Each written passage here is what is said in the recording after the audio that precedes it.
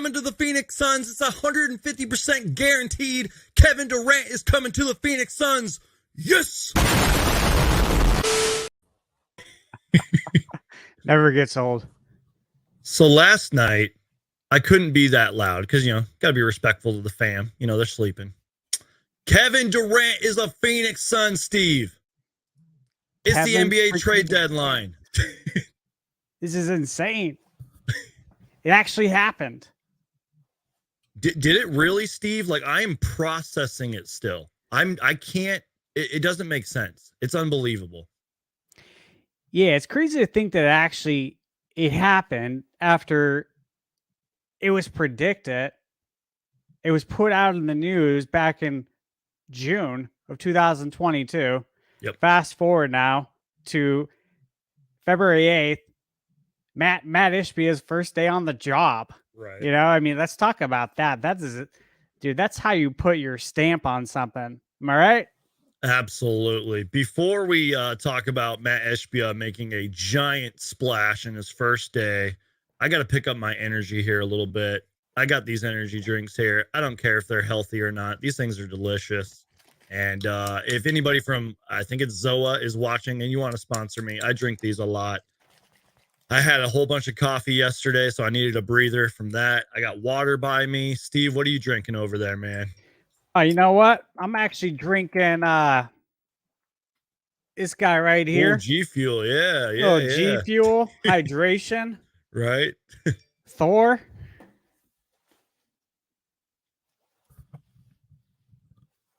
Got to rehydrate after all that caffeine yesterday. Got to rehydrate after going live for nearly 4.5 hours and barely getting any sleep last night. If I look tired, good. I want to be tired. This is Kevin Durant we're talking about. Like I said, got a couple energy drinks, got my waters. I had a light breakfast this morning, feeling good. Okay, Steve, just real quick, can you ask me the question about Matt Ishbia or what was you were saying? Just kind of refresh my memory. Then we'll dive into the trades. We're going to have some guests on. It's going to be an excellent show today. So really, it's like, hey, dude, it's your first day on the job. Right. I mean, you covered the press conference reactions earlier in the day. And before we even go into the next day, it was, 11 o'clock at night. We get KD. Like, talk about putting your stamp on an organization. This is your first day on the job. Absolutely. And remember how, I mean, at least for me anyways, I was super inspired after that press conference. And I even recommended to some other people. I was like, go listen to it. It is just a great press conference. He was just, like you said, he was talking about things that hit home. And that's a big deal. And he just seems like the right man for the job. And then all of a sudden, 11 hours or whatever it was later, Kevin freaking Durant. That's not a coincidence. It's just amazing. It is just an amazing splash for your brand new owner who, and I quote, I want to be here for 40, 50 years. And we're going to be a winning organization on and off the court and, in the community and all that great stuff he was saying. Kevin Durant. And I mean, there's like a billion trades going on right now. Recently acquired TJ Warren and Darius Bazley. I guess we can kind of start with that. I will share my screen. Like I said, you guys, we're going to be reacting to these live trades. We got lots to talk about. I'm going to share my screen real quick. And this happened 5 minutes ago. Of course, there's so many trades right now. I'm trying to find it. Here it is. This is Shams Charania of The Athletic.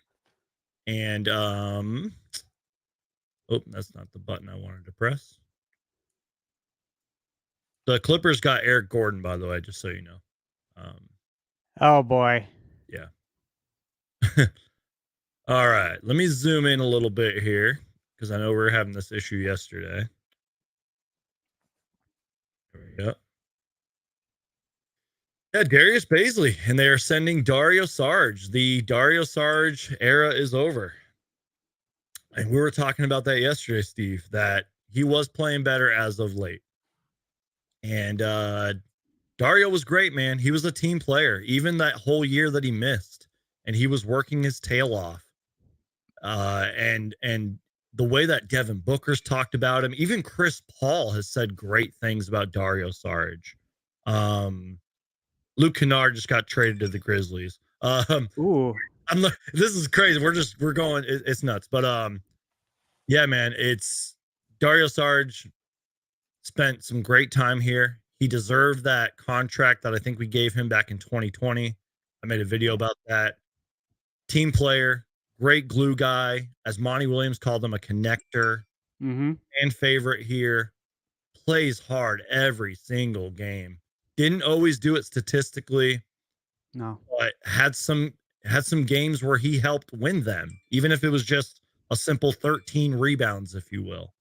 Yeah. Any thoughts on Dario being traded? You know, it's sad to see him go simply because we did rehab him. You know, we missed having him on the roster, playing actually. And then he finally comes back and plays. And just in the last few weeks, he started to look like the Dario of old, like the Dario that we signed up for when we gave him that contract.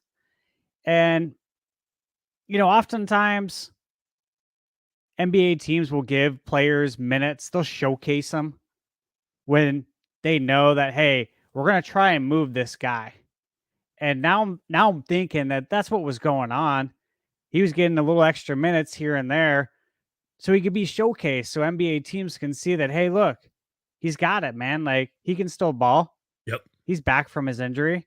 He's okay now. So, you know, and then we get Darius Bazley. Yeah, I want to research. I mean, I'm not saying like, I don't know. Let's see. Like, I don't know too much about him beyond that he's just a lengthy, athletic forward wing player, if you will. You know what I mean? Darius Bazley. He's 22 years old. Yeah, fits the timeline. 6'9".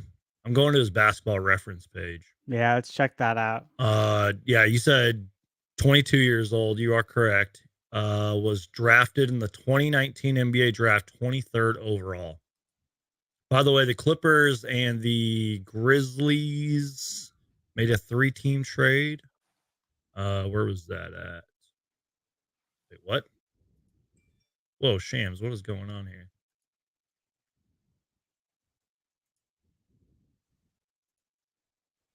The Houston Rockets are acquiring John Wall in a 3-team trade with the Grizzlies and Clippers. The Clippers are sending Luke Kennard to Memphis, so they get another shooter to add to their already good team. The Grizzlies are sending Danny Green to Houston, so he's gonna probably get bought out. That'll be a buyout. Yeah, he's getting bought out. I feel like my phone is updating faster than the actual YouTube page or the Twitter page. Yeah, it probably is. Yeah, it really is actually. But still. Anyways, what were we talking about? Darius Bazley? Yeah.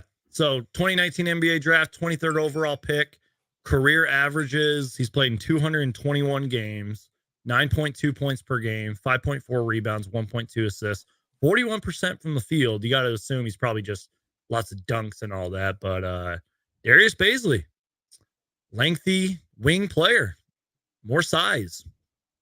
Just saying. But, I like it. Are we keeping him though? Is the question. Yeah, I know. I'm like, and it's like, why wouldn't we have just kept Dario? That's my thing. James Jones, you got some explaining to do, sir. I'll tell you what. I think Dario was sort of looked at, and if we watched some games over the last couple of weeks, he's been a bit of a defensive liability. I will say that. Like his shots back. Oh, he has flaws. Absolutely. His lateral quickness is not where it used to be, and it wasn't great to begin with. So we're not going to be able to keep up with the younger power forwards with Dario. Right. And part of me thinks that was a big part of why we actually tried to go after Darius. And then what's his contract look like? Is he still on a rookie contract? He has been in the league for a few years. I'm going to go Sports Track and we'll find that out. Shout out to Sports Track. They do great work. Sports Trek. Western Conference contender has been emerging as a suitor for Toronto's OG Anunoby, but Shams didn't say the team. So the Western Conference keeps getting better now that Kevin Durant's here. Sure does. Teams are making moves now because of the moves we made. Dominoes are falling. That's what I was thinking too, was like, oh wow, the Clippers are trading Patrick Beverley to the Orlando Magic for center Mo Bamba. Mo Bamba. Whoa. What? That's another NBA 2K fan favorite. They just traded Thomas Bryant earlier today before we went live. I did catch that right before we went live. Yeah. He didn't last long over there. Just real quick, you guys, just for anybody who cares, we probably would have been live earlier, but we were live for 4 or 5 hours yesterday. We were all exhausted. We had I had to go outside and get some fresh air and then get everything set up, But hey, I mean, trades are flying in right now. You're flying in real hot. This Twitter is just blowing up right now. I'm just on my phone at this point because the computer isn't processing. Like, it's just too much right now. Okay, so Darius Bazley's contract, real quick. He is on a club exercised $4 million deal, 4.2, if you will. He's a restricted free agent and apparently has a qualifying offer of $6 million. But again, are we going to keep him? I don't know. I really wish as much as I know about the Suns and you do too, I don't know, man. James Jones, he doesn't leak anything, obviously. Kevin Durant. I don't know, man. But maybe he traded for him for a reason. As you mentioned, Dario has his flaws. And sure, Darius Bazley hasn't lived up to the pick that he was selected 23rd overall, hasn't really done too much in this league. But maybe James Jones has a plan. You know what I mean? Maybe he can go out there and guard some of these better players in the league. Maybe get you a couple rebounds. You know what I mean? Yeah, I got to think so. I got to believe that. And how many minutes is he even getting? Like, has he had a chance to prove himself? That's why I kind of made that shot at him. I was like, he hasn't really done much in this league. He's only playing he's only played in 36 games this season. But where's his minutes at? I'm on Basketball Reference. For some reason, it's not showing the minutes, which is weird. Oh, wait, here it is. 2023. 15 minutes per game. You see the season before? 28 minutes. Ooh. So his minutes got cut big time. So it sounds to me like OKC knew that, hey, we don't know if Darius is going to be part of the game plan moving forward. You got to wonder how long the Suns have had their eye on him. Could actually be for a while. And again, if Sports Track is correct here, I guess we can keep him because he's restricted. So I would assume that contract carries over to us. Dario's an unrestricted free agent to my knowledge, and I doubt OKC keeps him. Not saying that because, I mean, let's be real. They could make the playoffs. Maybe they want a veteran in there, because Chet Holmgren's out and all that. They've been playing pretty well. They play hard. But I'm like, I don't know if he really fits that core. Maybe. This trade is interesting. This was right before we went live too, man. I'm trying to process it. So Dario was making $9 million a year. Yep. Which was a pretty friendly contract. That was another thing too, in my opinion. We saved some money there though with the trade. So I guess that's an upside. Obviously, we're in the luxury tax. Again, Sarver's not the owner anymore. We have money to work with now. Dude, the way you just said that got me so hyped. Yeah. Sarver's not the owner anymore. We got money to play with now. Let's go. We can finally have nice things. Jim says, well, something else to process. We have Kevin Durant. So good. Right? Kevin Durant, dude. Thank you to everybody that's in here. We got Jim. We got Metal Mike. Appreciate you being here, man. You were a great guest. What was it yesterday during the press conference? All these live shows are starting to ramble on or flow together. David's in here. Marv Ellis, Lindsay, Roy, Coda Kid, my guy right here. Fabio, Andrew. Thank you all for being here, man. I'll try to get to everybody's. If you guys got a really good question, let us know. We're going to be talking everything, man. We're going to be reacting to the trades, trying to process this all. I got questions lined up just in case the news or trades get slow. We're going to be bringing on some guests, particularly one to help us cover the Timberwolves, D'Angelo Russell, Russell Westbrook trade. And yeah, it's going to be a great show. And if you guys at some point want to join the show for a couple of minutes and give your thoughts, I'll be eventually opening up the chat or the live show, and you guys can join for a couple minutes. So it's going to be a great show, Steve. Oh, yeah, absolutely, guys. We're going to have so much to talk about today. This morning, I woke up, I got on Hoops Hype, and Brandon, I'll bring this up. This was something interesting. For anyone who follows the Suns, you guys all know that Brian Windhorst has some sort of connections with the Suns, right? I don't know if it's through James Jones or what, but he always knows what's going on with the Suns. And he said something very interesting.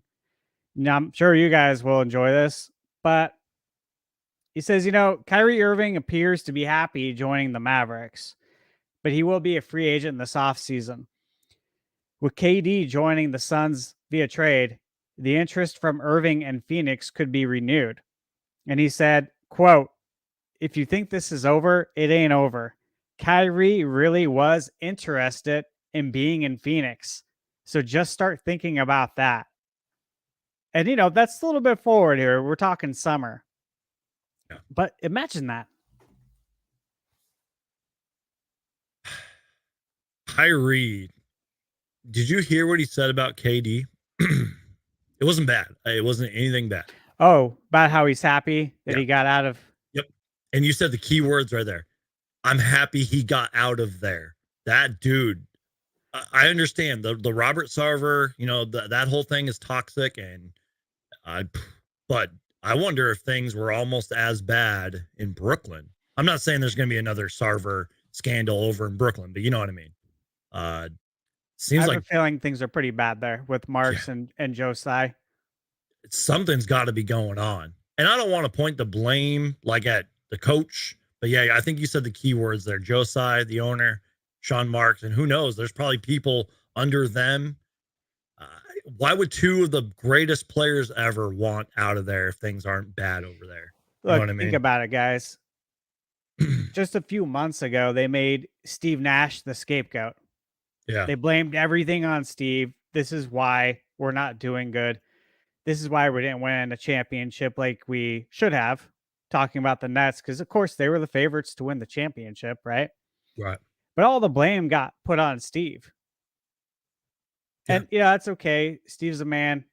You didn't hear Steve tweet anything out after. He didn't say a word. He signed up for that. You know what I mean? He signed up to be criticized and potentially fail.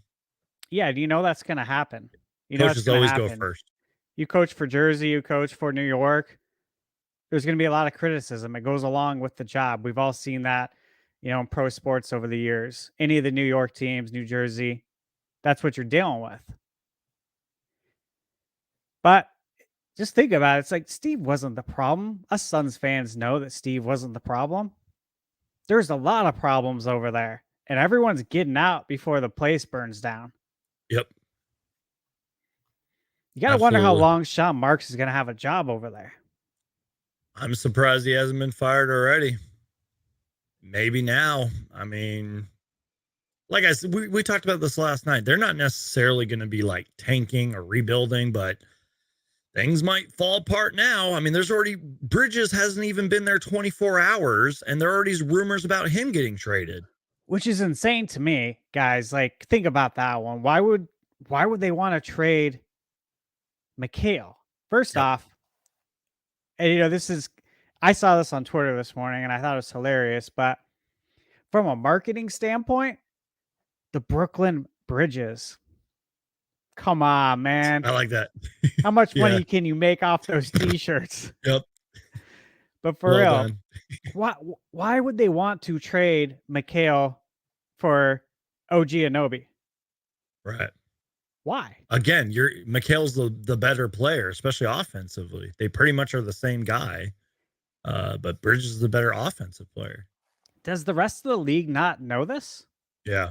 Did Mikal somehow like fly under the radar and us Suns fans just never realized it? Because I thought he did have a lot of respect around the league, and I still believe he does, but how could this team not see that? How could Brooklyn not see that? But maybe that's how deep the problems are, man. Right. Sorry, I'm just pulling up that Windhorst thing that you mentioned. Yeah. With Kyrie and all that. And I do want to share it for people that are wondering about that. Sorry guys, working multi screens over here. This is interesting. Go ahead. Absolutely. Well, you gotta remember, guys, like think about the first big three. And I'm not talking about the Pippen, Olajuwon, and Barkley, okay? Because they didn't win a championship, although that big three was very exciting. But I'm talking about the first big three that won a championship. And I think it's safe to say that was the Celtics, right? That was the KG. Yeah. Yeah. And Paul Pierce. How many big threes have won championships? We have a big four. Hey, one more, man. We might get sponsored by Big Five Sporting Goods. Right. I don't normally care or agree with Stephen A. Smith, but I was like getting ready for the show today, eating my light breakfast.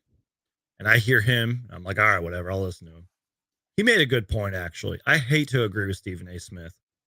He said, Kevin Durant's going to a place where, in a good way, he doesn't need to be like the man. You know what I mean? Like Chris Paul's got the locker room on lockdown. He's got things under control. Devin Booker is a stud. I think that's how he put it. DeAndre Ayton is no slouch either. You know what I mean? Just the way he was like talking about potentially how great this is going to be. I don't know where I'm going with this. Well, we talked about it last night. Yeah. And that, having KD is going to extend the defense. The defense is going to have to come out and guard KD on the perimeter. Yep. The power forwards, the big guys are going to have to come out to the 3-point line.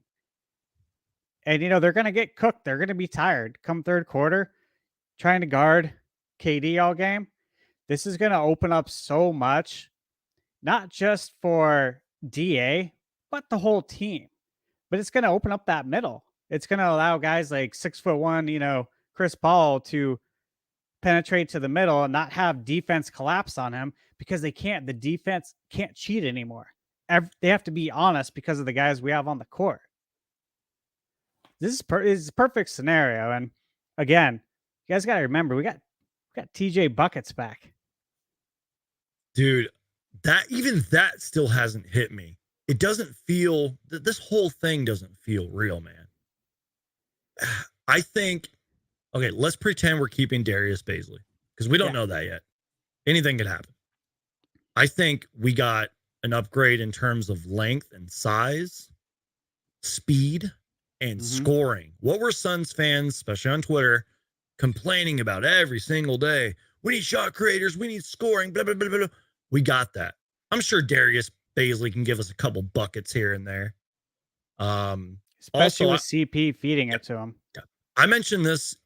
Oh, they're former teammates, by the way. Don't forget I was going to say the same thing. They played together. Yep. Dude, I wonder if Chris Paul is a part of that. I mean, I bet you he was. I wonder if he was like, hey, go get my boy Darius Bazley over there. Who knows if that's actually true. I would not be surprised at all if CP said, hey, Loki, he's really good. It looks like he's fallen out of rotation. His minutes have dropped by 13. Yeah. Go get him. Go see if he's available. Yeah. What was I going to say? My brain is still fried from the last 48 hours. You got that Windhorst?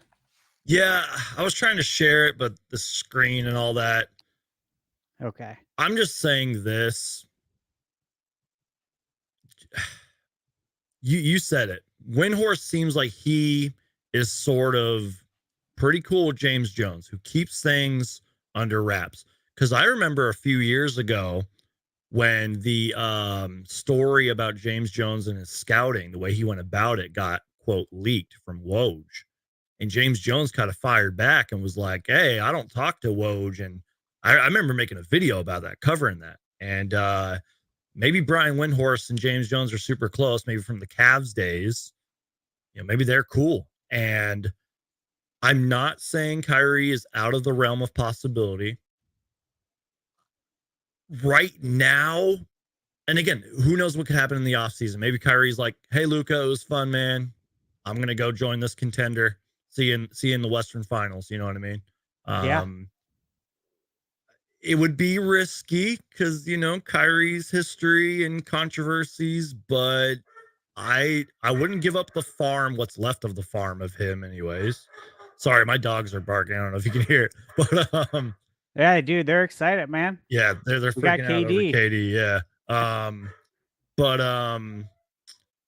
I would give it, and it depends on what happens with Kyrie, man. Because the article I think said we'd have to trade Chris Paul, whoever left, draft picks and all that. But man, Kyrie and KD once again joining this team with Booker. Maybe would Ayton have to get traded? I don't know, man. I don't think so. And I don't ever see us trading TA to Dallas. There's no way that happens for a variety of reasons, for a lot of the history as well, guys. I mean, obviously we all know the story. We had the opportunity to draft Luka. Our coach at the time told Sarver to draft him, and he didn't. We all know the story. We don't have to go over it again. Point is, I don't see the Suns ever taking the number 1 pick and then trading it to the team that drafted Luka. I don't ever see that happening. Right. I don't see us doing much business with Dallas after what happened with Steve. I mean, we won that. I guess I'm just focused on this team right now, and I'm just trying to focus on KD and Warren right now. The Kyrie stuff will come later. I'm sure we're going to have multiple shows over the summer. I'm sure Brian Windhorst will mention it again, but he probably said it for a reason. Now, again, anything could happen, man. We could be having a completely different discussion in a couple of months, but that's interesting. Keep an eye out for that, Suns fans. I know that the news is never ending, with our new owner, KD, Warren, now this Kyrie thing. Put it in your back pocket, Suns fans, because that's what I'm going to do. I'm going to put it in my back pocket, remember it for later. It's not out of the realm of possibility. Clearly, I would like to believe KD and Kyrie are probably very close. I'd like to believe that, maybe too. Closer than the media prints them out to be. Does that make sense? I think so. Yeah. And because we all know we can't really trust the media. Exactly. Yeah. Especially certain media people out there. That's right. Yeah, I agree with that. So we're gonna bring on DJOcho here if he's ready to go. I know that looks like he was having some camera issues or whatever is going on over there. DJOcho, how you doing, what man? Up? Well, I mean, not even 8 hours left after we were done. Oh, my brain's fried. Did y'all just hear Mo Bamba? Yeah, Patrick. We slightly covered that. There's just so much going on. It's hard to process. Dude, it's like the West is like the wild, wild West right now. It's like, oh, I did this. Well, I'm gonna do this. Well, no, I'm gonna do this. Well, no, I'm gonna one up you. I don't know. I mean, I hate Pep. We all hate Pat Beverly, of course, right? Of course. Glad he's gone out the fucking West. So am I. Good riddance. Good riddance. The East is just blah. I mean, I got it in about, and then Spurs are getting guys. Wiseman's gone. Bones is a Clipper. Gordon is a Clipper. I'm like, that was a good pickup. Them getting Bones. Bones is a good player. well, Brendan and I talked about it a few nights ago. It was the same thing. Somebody said it in the chat about Bones, and I'm like, I wouldn't mind having him. But He's it's tough like, kid. dude, it's like, I mean, props to the Lakers. I mean, I don't know, Bo Bamba. I don't know if he's going to do anything for them. He can fight for them. I mean, he can run off the bench and swing at somebody he wants. He hasn't lived up yet, anyways, to the 6th overall pick, which I think he was in 2018 with, that the Ayton draft, Mikal draft. But man, he's a freak of nature, bro. Like we're talking about Victor Wembanyama. He's like a discounted size-wise Victor Wembanyama. I remember seeing him at the NBA Summer League. And yeah. Dude's tall, skinny, can move. And Steve brought this up about Darius Bazley. Maybe Mo Bamba going to the Lakers is just a new opportunity. Maybe now he can actually play. He's going to learn a lot from LeBron. Well, LeBron and AD. Yeah. Yeah, it's true. I mean, you remember Mo can stretch the floor too. Yeah, he can occasionally hit that three. Well, no, it's like Brandon said. He is a. The Hornets are trading Mason Plumlee to the Clippers. I'm telling you, the West is loading up. Wow.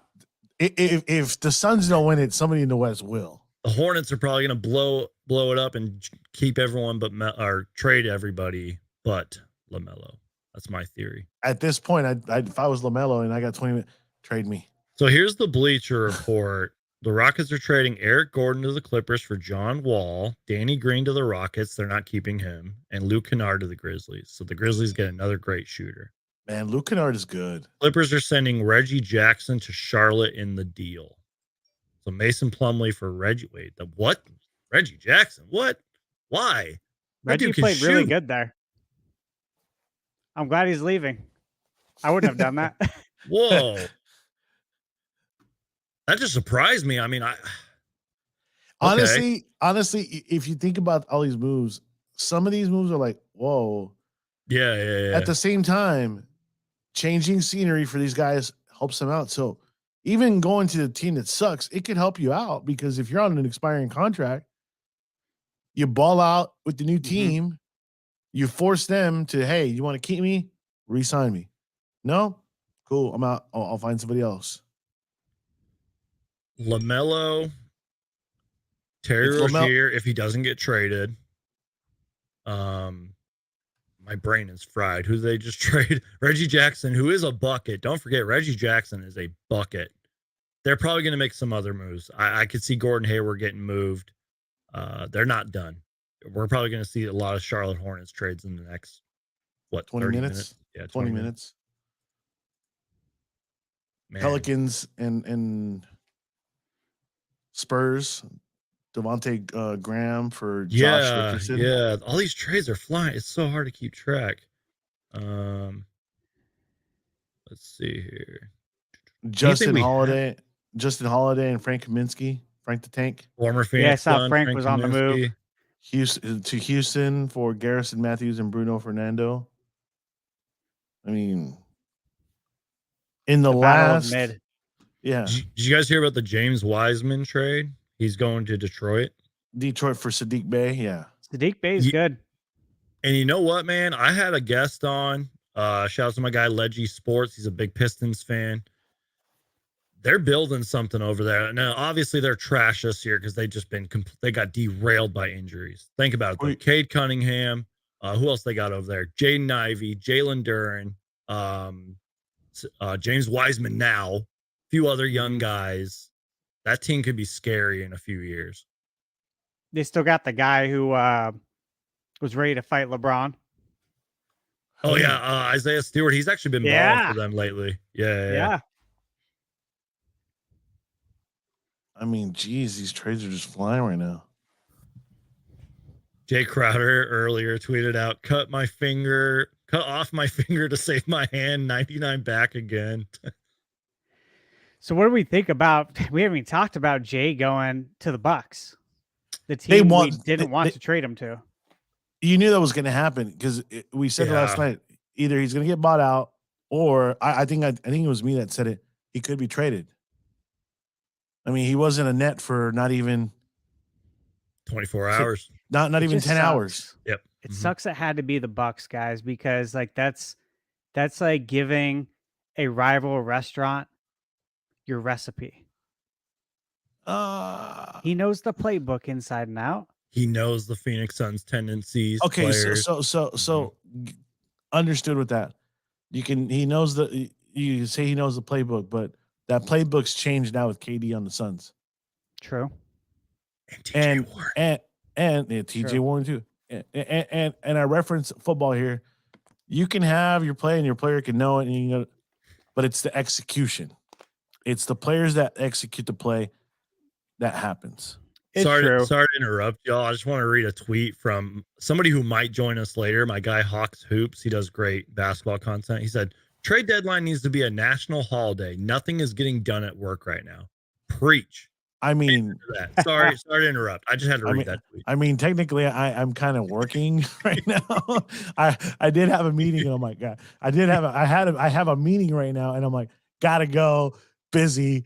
Hang up on him. My guy, he's like, "What are you busy with?" I just wrote LOL NBA. He just like, "You're good, don't worry." So, oh man, this is just. I wish. John Collins is trending right now. Anything with John Collins? He was another one. They were talking about him on the show.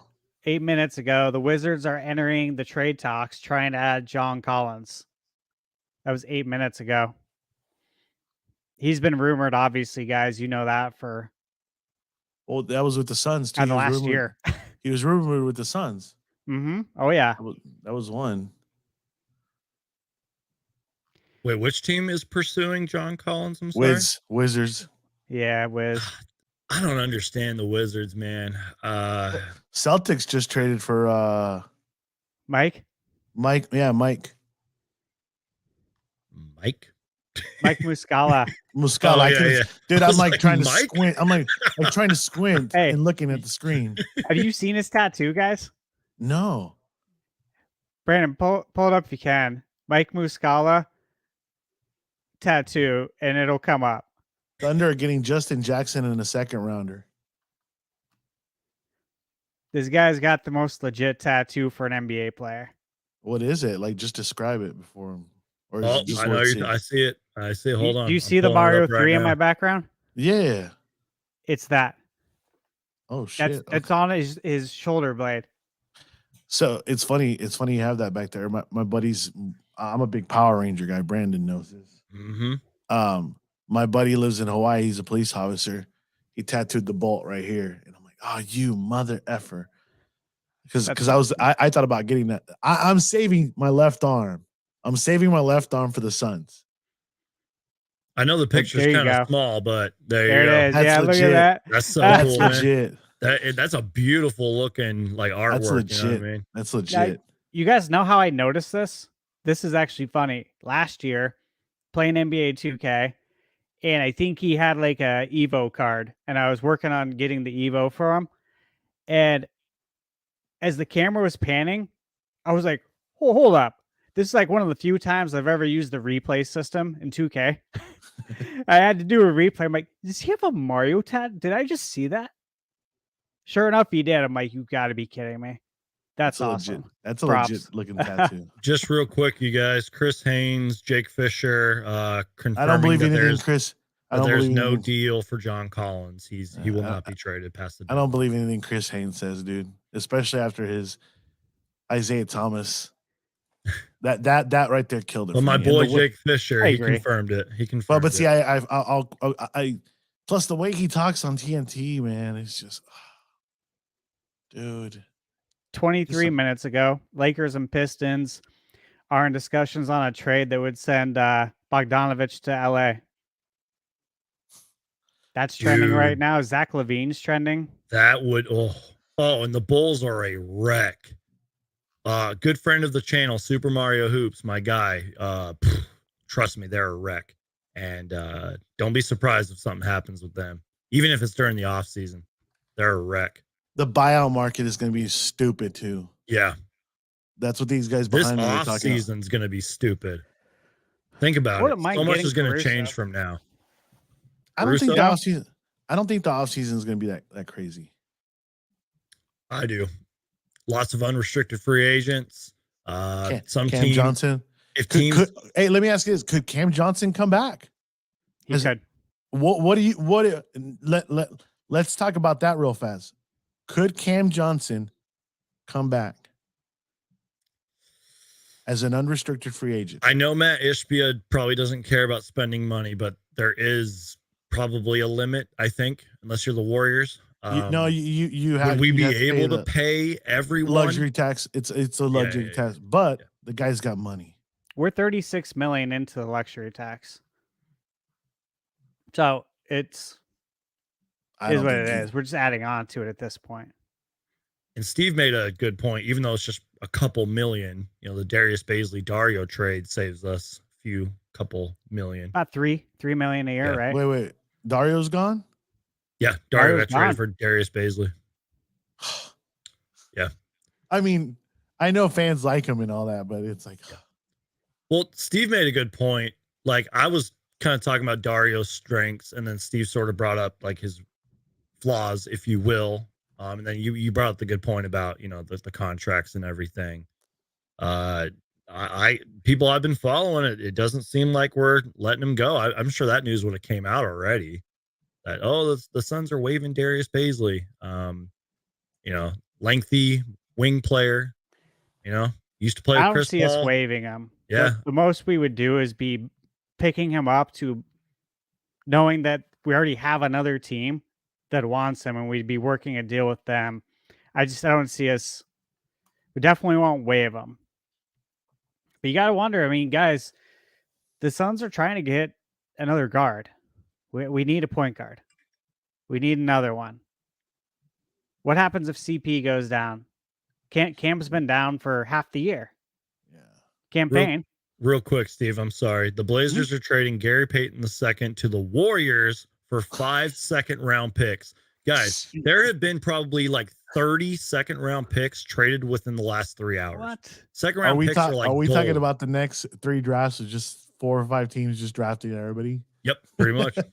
You for real? Dude, what did Jay Crowder get traded for like a few second-round picks or whatever? I think two picks or something like Dude, that. So many. This is the second-round picks KD trade deadline. You know what I mean? Insane. Sorry, Steve. Gary Payton's good. Yeah, Gary Payton is good. He seems like a good dude too. You know what I mean? He is. He's got the pedigree, as we know. But dude, his perimeter defense at the guard position it's ferocious, man. It is. Someone just made a good point. Warriors really just landed 10 second-round picks in a day. 10, because remember the James Wiseman trade. 10 second-round picks in a day. What are you going to do with all those picks, Warriors? You know what you do? You know what you do? Flip them. Is you flip them all for that first round next year to get where Victor Wembanyama. No, for real.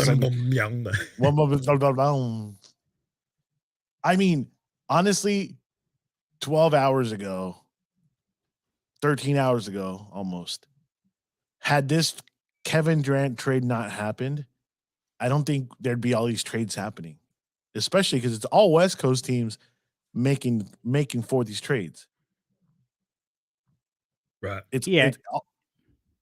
So it's like, I think it was a domino effect just waiting to happen. Oh, absolutely. It was. We mentioned that earlier, that KD he created the domino effect here. Yeah. All I'm going to say is I'm glad Pat Beverly's in America's toilet right now. Oh, absolutely. Have fun over there. Down in Orlando. We won't have to see him in the postseason.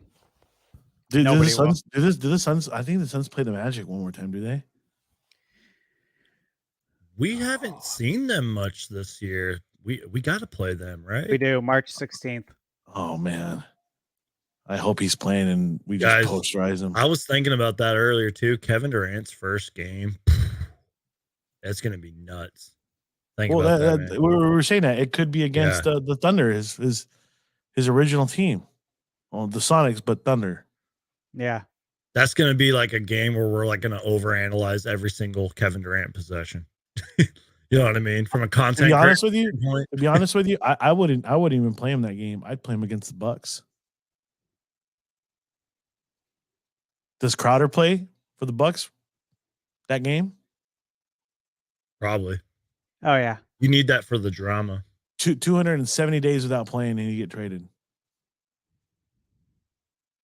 In a little bit, or not in a little bit, like in a few seconds here, we're gonna have my friend Let's Talk Wolves, Timberwolves Talk, join us. He's gonna give us his thoughts on the D'Lo trade, the Pat Beverly trade, all that stuff. He's a great guy. He's been on this channel a couple times before. Can you play that video at right at the deadline? Just to Oh yeah. Yeah, seal the absolutely. deal. Absolutely. Just at the deadline at the seal, just to seal it off. I need to pull up like an NBA trade deadline tracker, although I'm sure that's what I'm sure I it's got something. updating right now. It's so hard to keep track of it. There is a Wembanyama tracker on ESPN.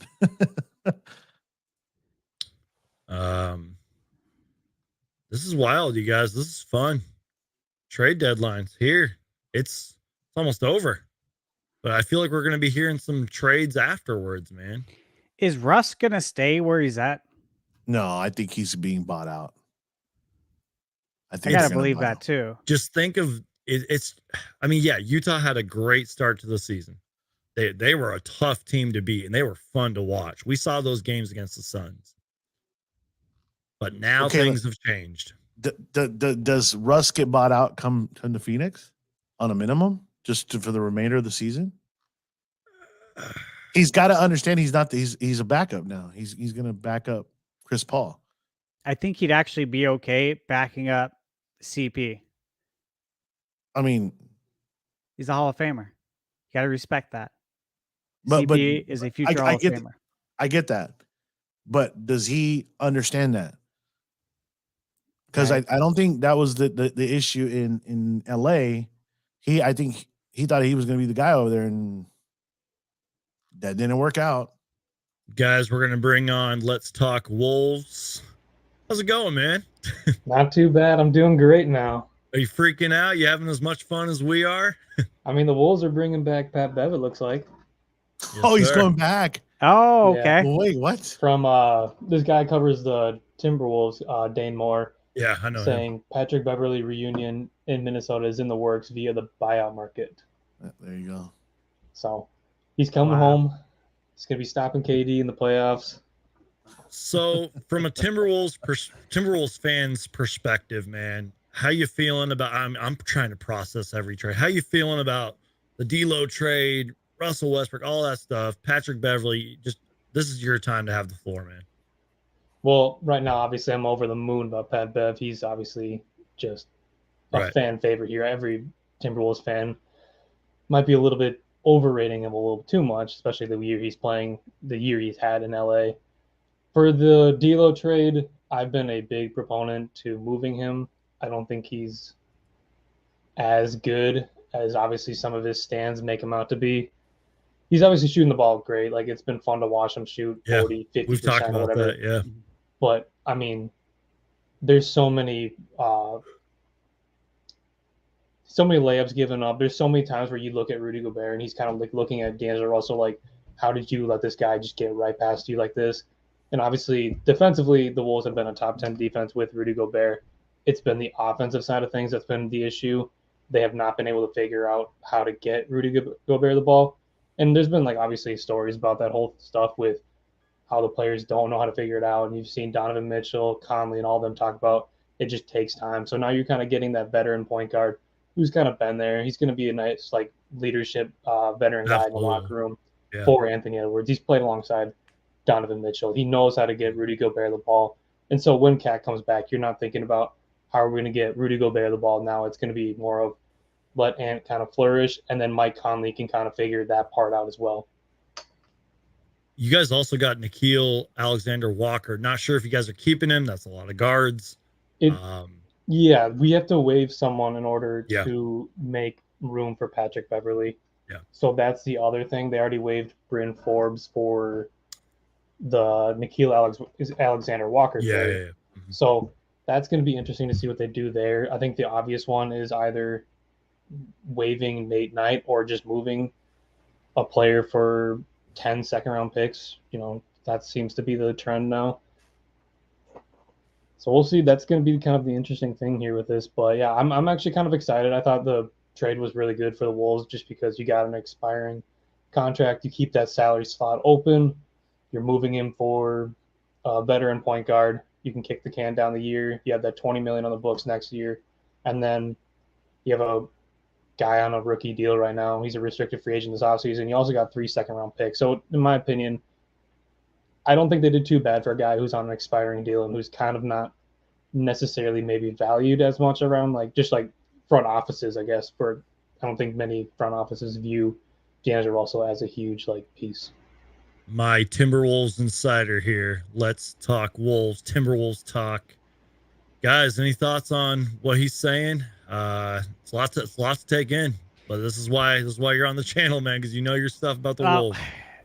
Right off the bat, it's like, so you trade D'Angelo, who's bringing in some offense, and you're obviously getting back Pat Bev and a defense guy. So your defense is going to improve. We know that. But I also got to ask, where are the shots going to come from? That's the issue, and that's the scary thing. Yeah, that's the one thing that I've been kind of worried about. I mean, obviously, that's not probably as big of a deal when Cat returns, but the question is, when does Cat return? So I think it's going to be a lot of Luka-style offense with Anthony Edwards just taking all of the offense, the 40% usage rate, and just kind of taking over, which, I mean, it's worked so far, but there are nights, obviously, where you don't want to use every possession through him necessarily. Kind of gets a little – I mean, it works for the Mavericks in some games, but sometimes, obviously – using that usage rate that high is not the greatest thing in the world. So that'll be the interesting part. It's more so, I guess, when does Cat come back? That's the biggest question. So if I'm processing everything correctly, you guys got D'Angelo. No, wait. Sorry. Mike Conley, Patrick Beverley. Who's the big name I'm missing? Russell Westbrook? Is he even staying? No, he's getting bought out by Utah. Yeah. Okay. So it looks like you guys are getting veterans in there and fan favorites and guys that can help control the offense a little bit, bring you that veteran leadership. You guys probably got some picks. I mean, draft picks are getting thrown around like gold. The Warriors just got 10 picks in the matter of an hour. They're the new first-round picks. Yeah. It's wild, man. That's I can't imagine, I can't believe all these players that are going for 5 second-round picks. I know. They're getting thrown around like gold, man. How did Jay Crowder get 5? Right. He hasn't played all year. Ding, ding, ding. I don't know, man. It's a lot to take in. It's a lot to process. It's, I guess, because you can flip picks, I think. I mean, there's the Stephian or whatever it's called, Stephian rule. I think that's with first picks, but second round picks, man, you can package those, throw them into deals. With Jay Crowder getting that, I do agree. He hasn't played in a year. I didn't think his value was that high, but as we've kind of mentioned with Kevin Durant, obviously coming to the Suns, everything is free fall. And the NBA landscape is changing. The Western Conference is getting better. Yeah, you guys ruined the trade market. The Wolves did it in the offseason. You guys are figuring out how to do it at the trade deadline. Yep. I just wanted to go to bed last night. The West is where the everyone's got to go through now, pretty much. I mean, yeah, when healthy, I actually think that the Suns are probably at least in my opinion, I think they're the favorite. The question is just obviously will they stay healthy? There's been the question marks with Booker with the hamstring, right? Yeah. Or was it groin? Groin. Yeah. Then obviously Chris Paul and Kevin Durant. But I mean, if they stay healthy, I really don't see any other team beating them. It's gonna be really tough. The trade deadline is technically over, but I still feel like we're going to hear about a couple more deals because usually that does happen. Sometimes there's trades that get, follow through after that. They have to be submitted to the league by the deadline. So they're submitted at 11:59 or the 59th minute. They still count. Yep. I don't think the Wolves moved Naz Reid or anything because John Krasinski at The Athletic basically just said that the moves that the Wolves are only making is obviously the Conley, Alexander Walker. So now it's just who are the Wolves waiving at this point? Spurs are giving the Pelicans 4 second-round picks and Graham. No. Oh yeah, I think I heard about that.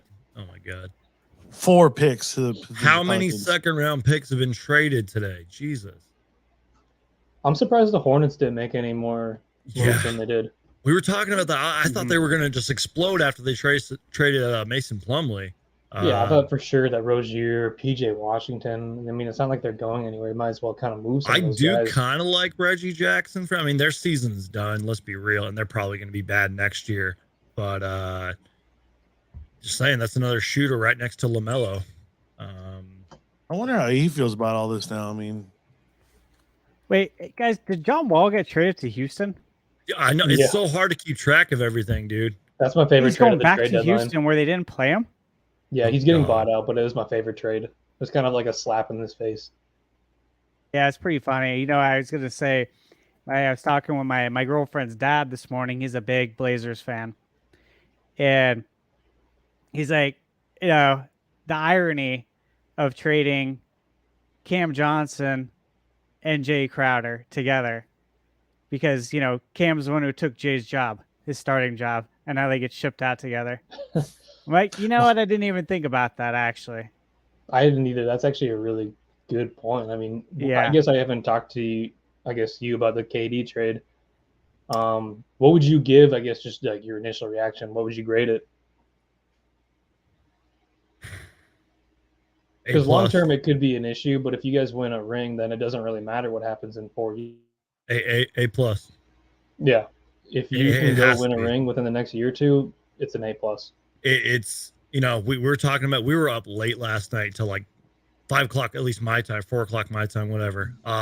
This I watched is a little bit of yeah. Thank you, man. I appreciate that. But this is the biggest deal since Charles Barkley. yeah. It's amazing. I think it passes Barkley if we win it. Mm-hmm.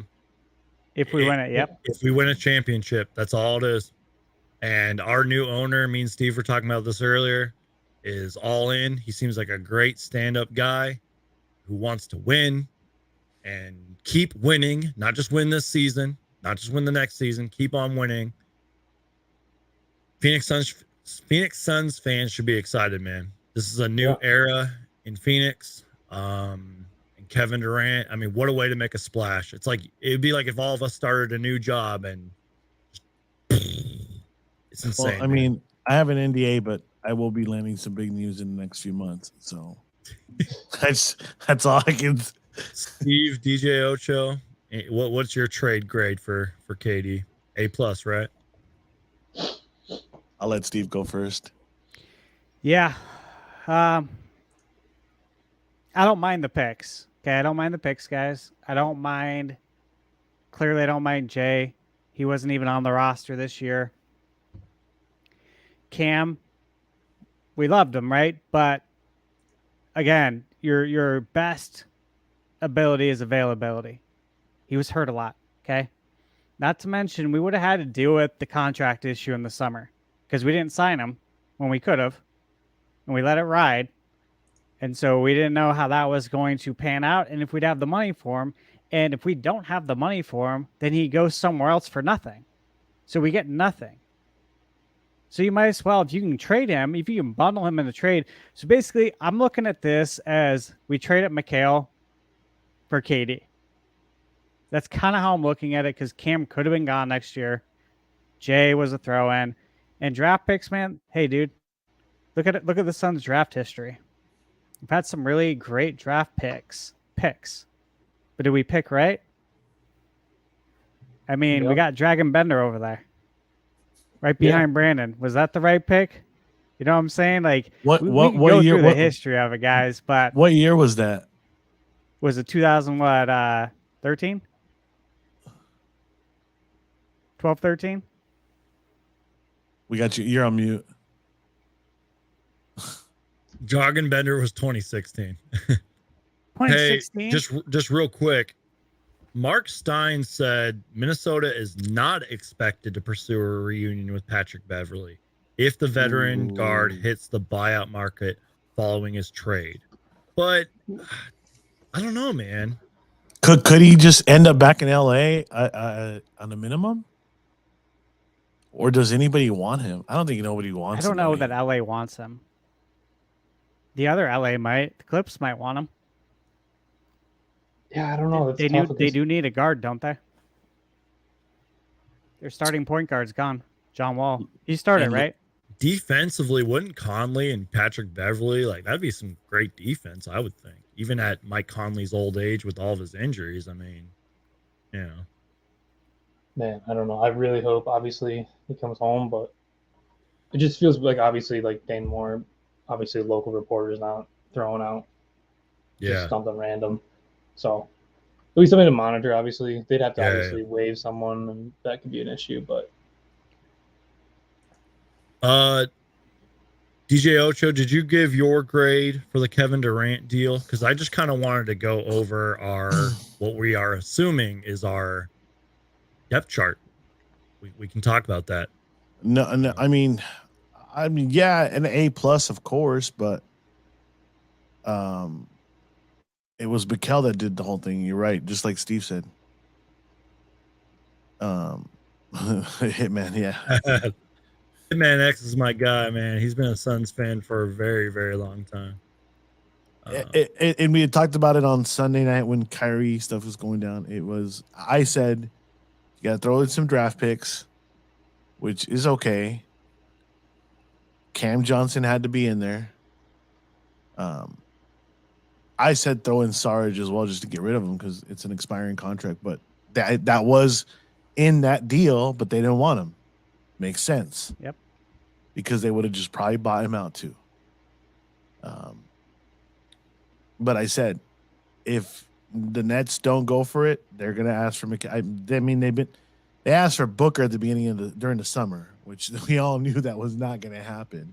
We all laughed at that one. Yeah, we all laughed at that one, and then the next one was Mikal, and you knew James Jones wasn't gonna let that one go.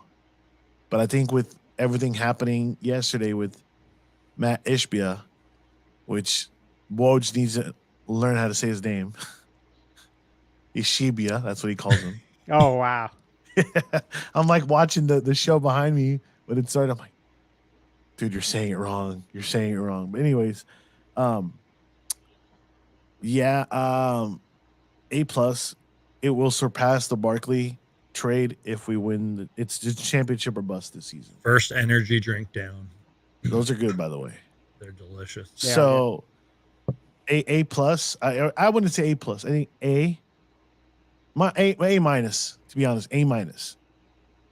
I kind of wanted to say that too, just because we all can't predict the future. Yeah, A minus. You know, I think that's fair. The Suns, but it's like Steven said earlier. You need a guard. Who's that guard? That back? I mean, Cam is nothing but respect to him, but he's hurt, and sometimes he just goes erratic. Address it in the off season. Figure it out. Well, I mean, the buyout market, and that's the buyout market. Mm-hmm. Do the. I mean, again, we are a super team now. The Suns are a super team, but what if Russ does come here, Westbrook? That's my focus, guys, is the buyout market. Because if trade deadline's over, it's done. I don't know if any more news is coming. We'll see. But buyout market, what are we going to get? I think if Utah buys him out, if they don't buy him out, it's because they don't want to ship. They know he's going to the West, somewhere in the West. He's going somewhere. Can I just read our depth chart just real quick? Paul, Payne, Saban Lee, Booker, Shamet, Damian Lee, Craig, TJ Warren, former Phoenix Sun, TJ Warren. I love it. Josh Okogie, Kevin Durant, Darius Bazley, Ish Wainwright, DeAndre Ayton, Bismack Biyombo, Jock Lindell. Go on with your guys' thoughts. Are you worried all about the depth? I mentioned this last night. I think our bench. I mean, I've been concerned about our bench since before we got KD. Yeah, I mean, if you can figure out how to put obviously Booker and KD, you separate the minutes and everything, then I don't think it's as big of a deal. But obviously that is something. But I also talked about this. Our bench won us some games, especially when we were injured, man. Yeah, our bench was our starters. Yeah, it's not even they're names necessarily, but they're just productive players. Mm-hmm. That's they know their roles. More. I Yeah, mean, exactly. Damian Lee has been great for us. Not really as of late, but he's been great for us. Saban Lee just loves to play. He plays hard. Torrey Craig, put in some great effort in minutes for us. Josh Okogie, Let's Talk Wolves, Oh yeah, works his ass off every single game. love him. And now we got, Darius Bazley or a TJ Warren coming off these are good problems to have. But the buyout market, I have no clue because that's 2 roster spots open, 1 roster spot, 3, 6, 9, 12. That's 15 players. I think you can let somebody go. Ooh. There's one somebody's got to be James expendable. Jones might have to have that difficult conversation, Read the roster again for just to... So Paul, Payne, Saban Lee, Booker, Shamet, Damian Lee. I love that right there. That's great. Craig, Warren, Okogie, Durant, Bazley, Wainwright, Ayton, Biyombo, Lendell. We're pretty loaded in a lot of different positions. I think Biyombo, or no, not Biyombo. It was Campaign, Lendell, and Wainwright are expendable. Those 3. One of those 3 or 2 of those 3 or all 3. I don't mean to pick on Ish Wainwright here, but he's on a 2-way deal. Could be gone. He might be the odd man out. That's what I'm saying is technically Saban Lee is too, but you need a backup point guard, especially Campaign. Who knows when he returns? Well, that's what I'm saying. Those 3 that I said were Campaign, Wainwright, and Lendell. Though I think, what do you think, Steve? Levi makes a good point. Wayne is on a 2-way, not an actual roster spot. So yeah, that's 13 players. So 2 open roster spots. I think we got to keep Campaign because of our depth at point guard position. We have to. Well, I get that. But what I'm saying, unless in the buyout you get somebody, a Westbrook or somebody else. I think in that case, I mean, you could. We'd have to look at contract numbers and see also what would be most beneficial to the Suns to kind of like try to get an idea of what they would do there. Campaign's been solid for you guys most of the year, hasn't he? When he's actually he's healthy. barely played. He's barely played. Yeah.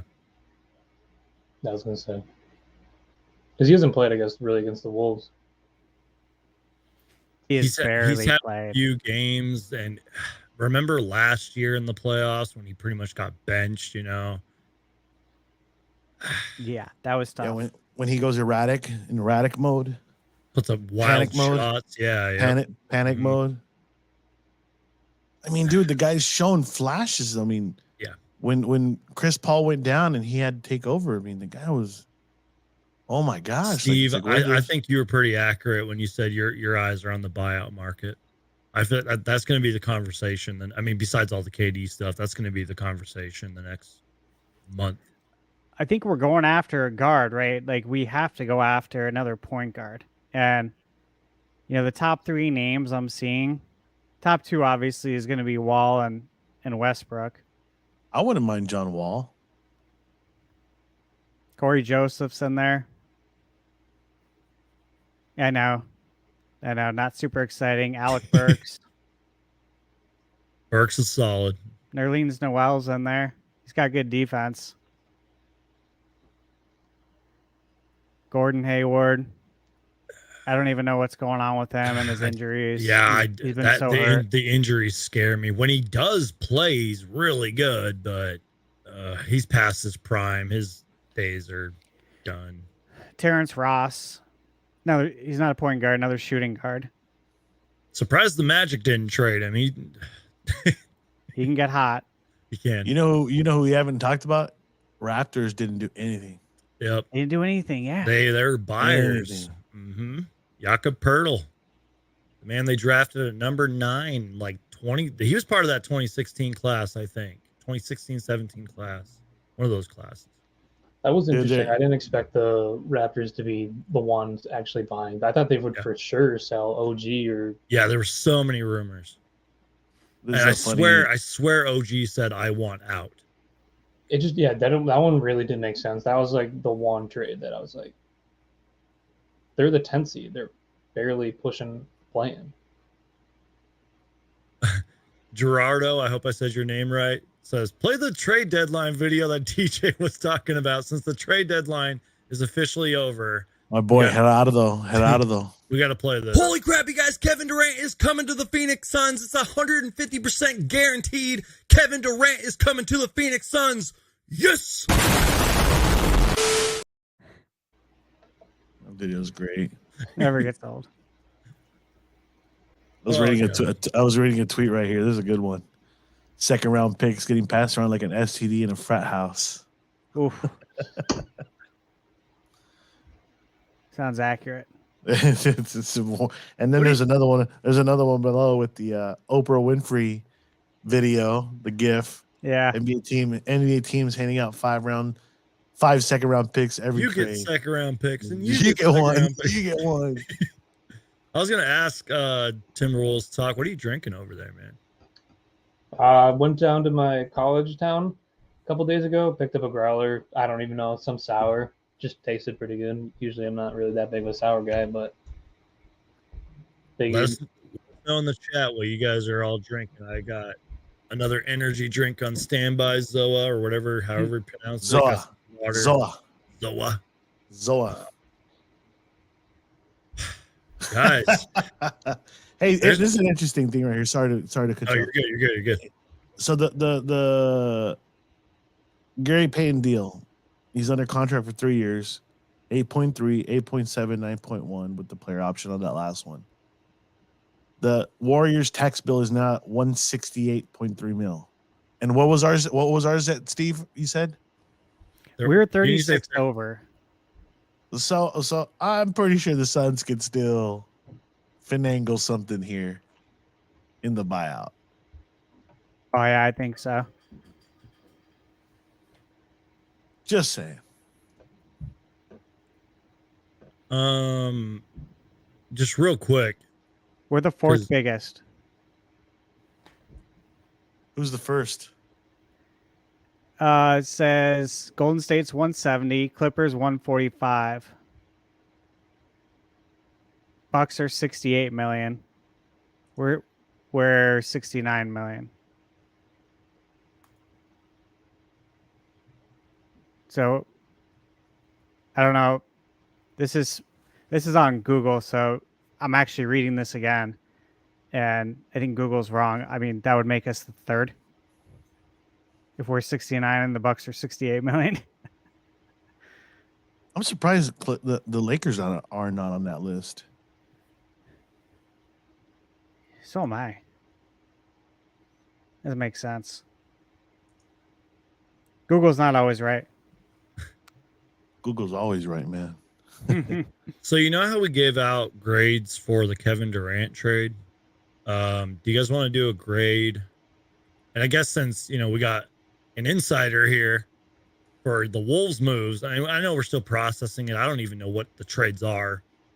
Did you guys want to grade the Darius Bazley Dario trade? Then maybe we can talk about the Wolves grades. I'm gonna jump off. Okay. If you guys are still on here, yeah.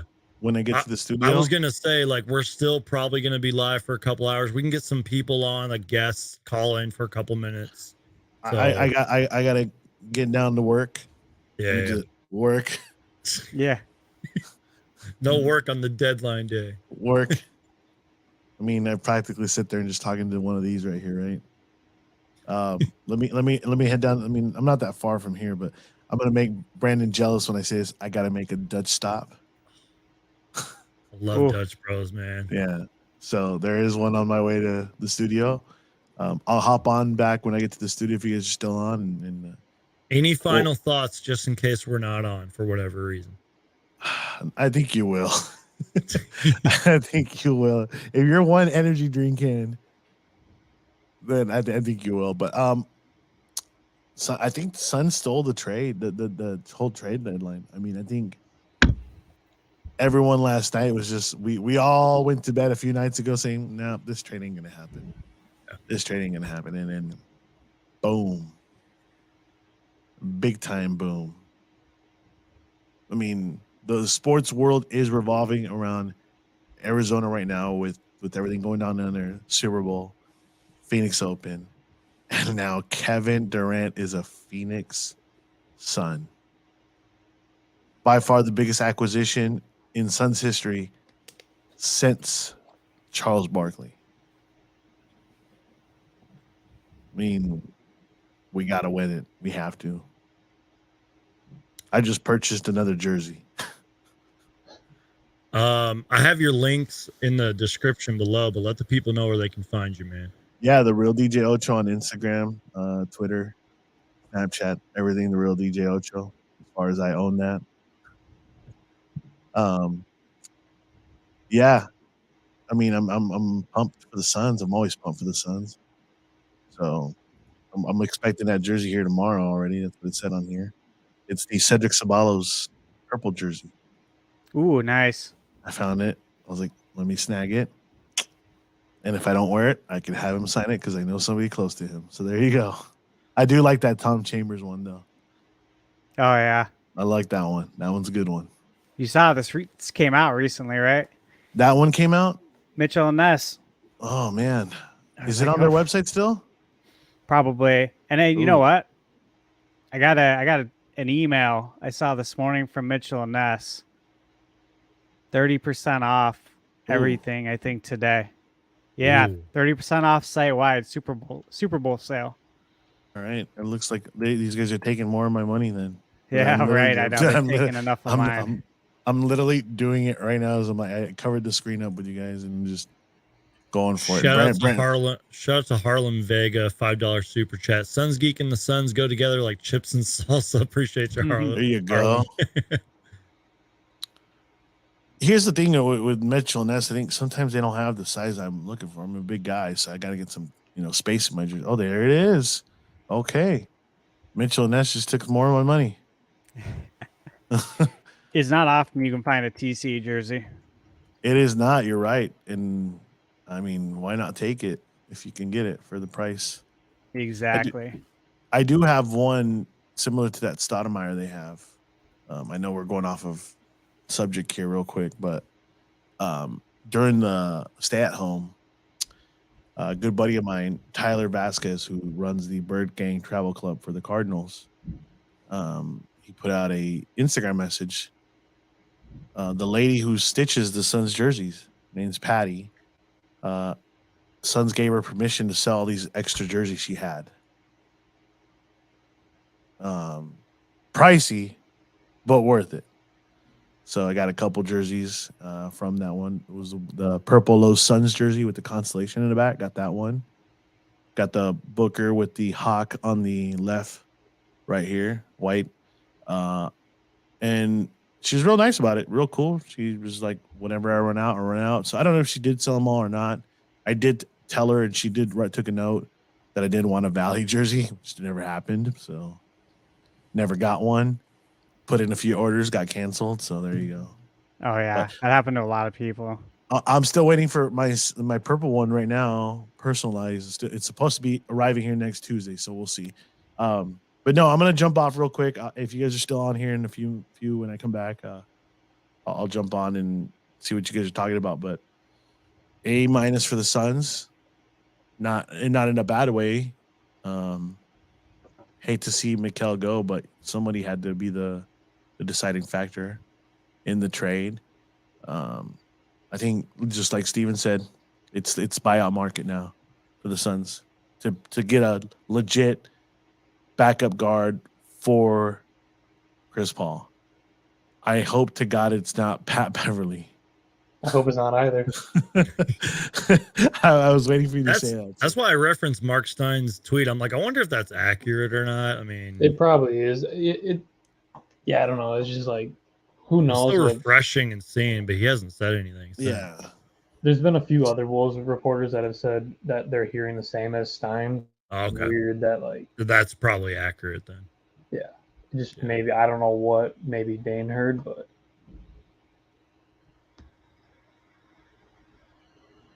so I don't know what these guys are talking about, but I think they're ranking the draft or the trades right now. Yeah. I got it on right now too. It's so early to rank it. Like, how do they? I don't know if you watch can this at rank. all? I don't know if you can rank the Nuggets as the number one trade. They did number one trade this deadline. I think they're doing the power rankings. Like, hey, here's our power rankings now for the West Oh after yeah, you're right. after you're the right, you're right. trades. Phoenix moves up to number 2. I don't fear the Nuggets at all. My question is, Don't. do the Lakers even make noise with all these trades they did? Can they get out of the hole they're in? Yeah, we need to look at all the rosters now. That's kind of what I'm Teams look trying to way do. I'm different. trying to pull up I'm trying to just pull up Well, trade you guys, trackers. you guys get those ready. I'll let you guys do that. Man. I'll get down. I'll get down to the studio. I feel like calling in sick, but I can't because I was already in a meeting today. The trade deadline fund's already over, man. This is all just speculation and recapping and processing. I am though gonna put it on my phone and at least keep listening to what you guys are talking about, just so I'm not out of the loop. But A- Suns, Patrick Beverley's in the forgotten land. He's probably done playing, to be honest with you. I don't think if they cut him, they buy him out. I think he's done. I don't think no one. I mean, I know you guys want him in Minnesota, but We just love him in Minnesota. I don't even care if he plays. Honestly, I wouldn't love him if he played with the Suns at all either. Or I mean, I wouldn't love him. Suns fans would hate that. Yeah, I mean, I don't think they welcome him here. Yeah. So I mean, I'm sure there might be one or two surprises coming up soon. In if there is any more trade stuff, but I don't think there is. Draft picks. Derek says, "Aren't you guys tired today?" I am. Even after that energy drink, my brain is completely fried. No doubt, I'm tired. Yeah. Too much. This is just too much, man. Yeah.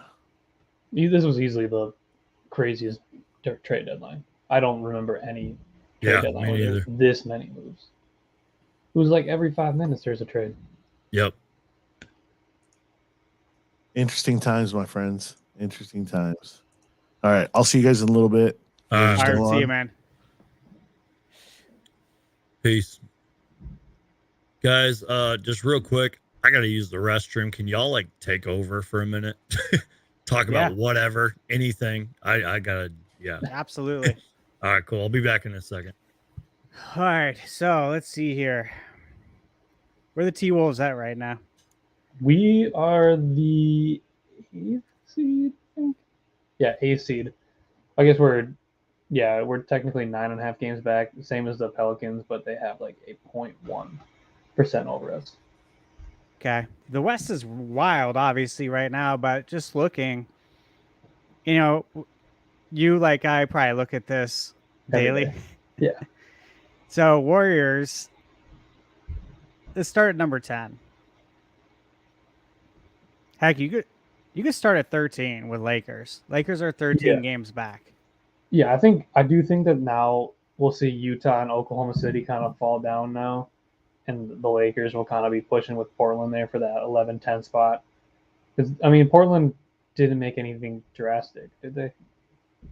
No, they traded Josh Hart. Yeah, and they got Cam Reddish, and so they also traded Gary Payton, but he wasn't really, I guess, in their rotation as much. He missed most of the year too. Yeah. So Utah is still hanging around at that 11 seed. They're tied with the Thunder, 11.5 games back.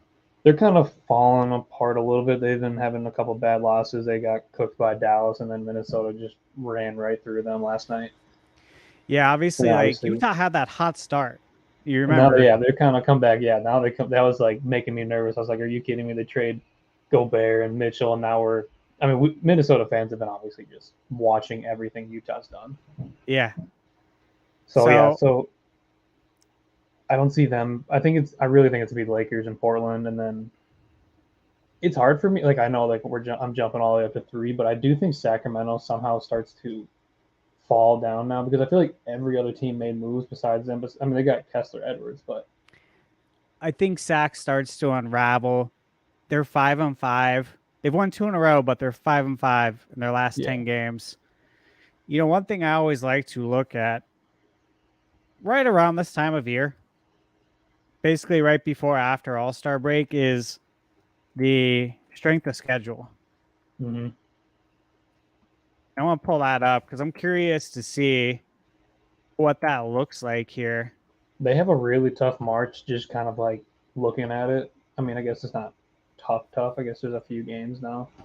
I guess, yeah, maybe not as much, but I mean, you're facing the Clippers, Minnesota, New Orleans, New York, Phoenix, Milwaukee, Boston, Phoenix again, Minnesota, Portland. So, I mean, like, there's a couple, obviously, I've missed. I didn't say, like, Washington or Brooklyn, but for the most part, all those games, you're facing teams that are going to be either in the play-in or top 6 in their respective conference.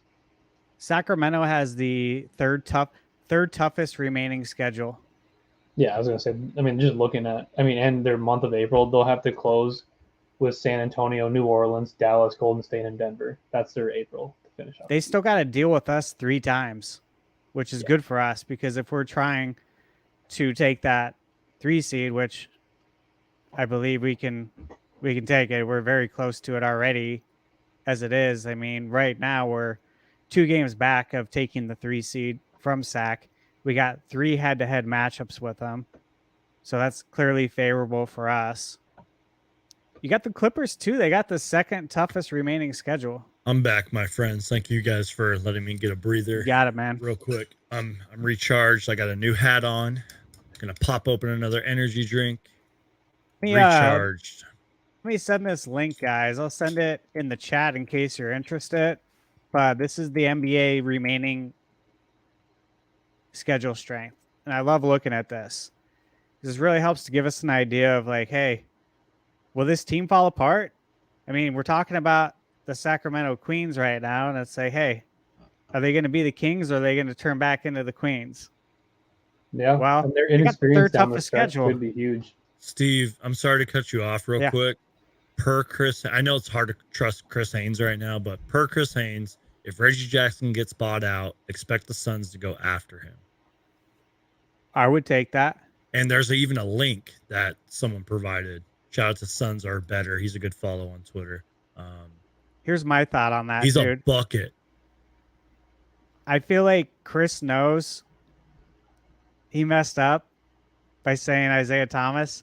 Yeah. I feel like he wouldn't talk another Suns scenario, right? Another Suns rumor, unless he was certain that was a fact, right? You don't want to go 0 for 2 in the same week. Especially in a Suns fan base that is very, excited right now.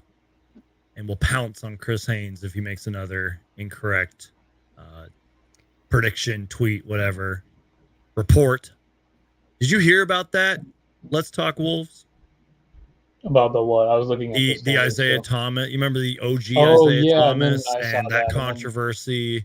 And so why did he say that, or why did it come out and then like 4 hours later it was like a whole thing of no, this isn't happening?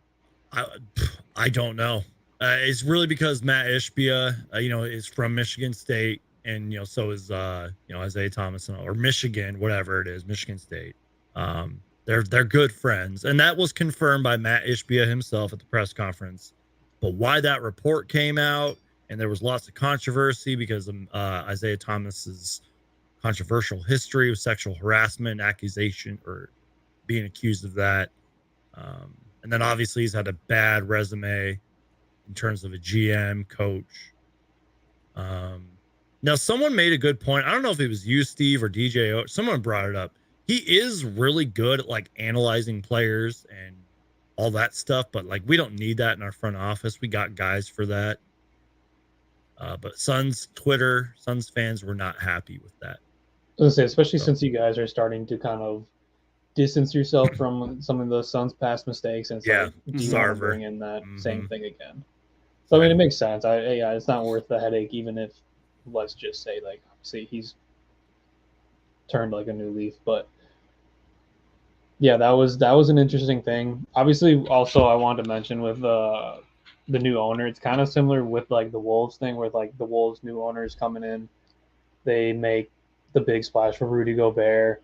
Same thing with the Suns. Like they're giving out 4 unprotected. It's like they're like it's almost like the new owners are like in win now mode. They want to make like their stamp right away.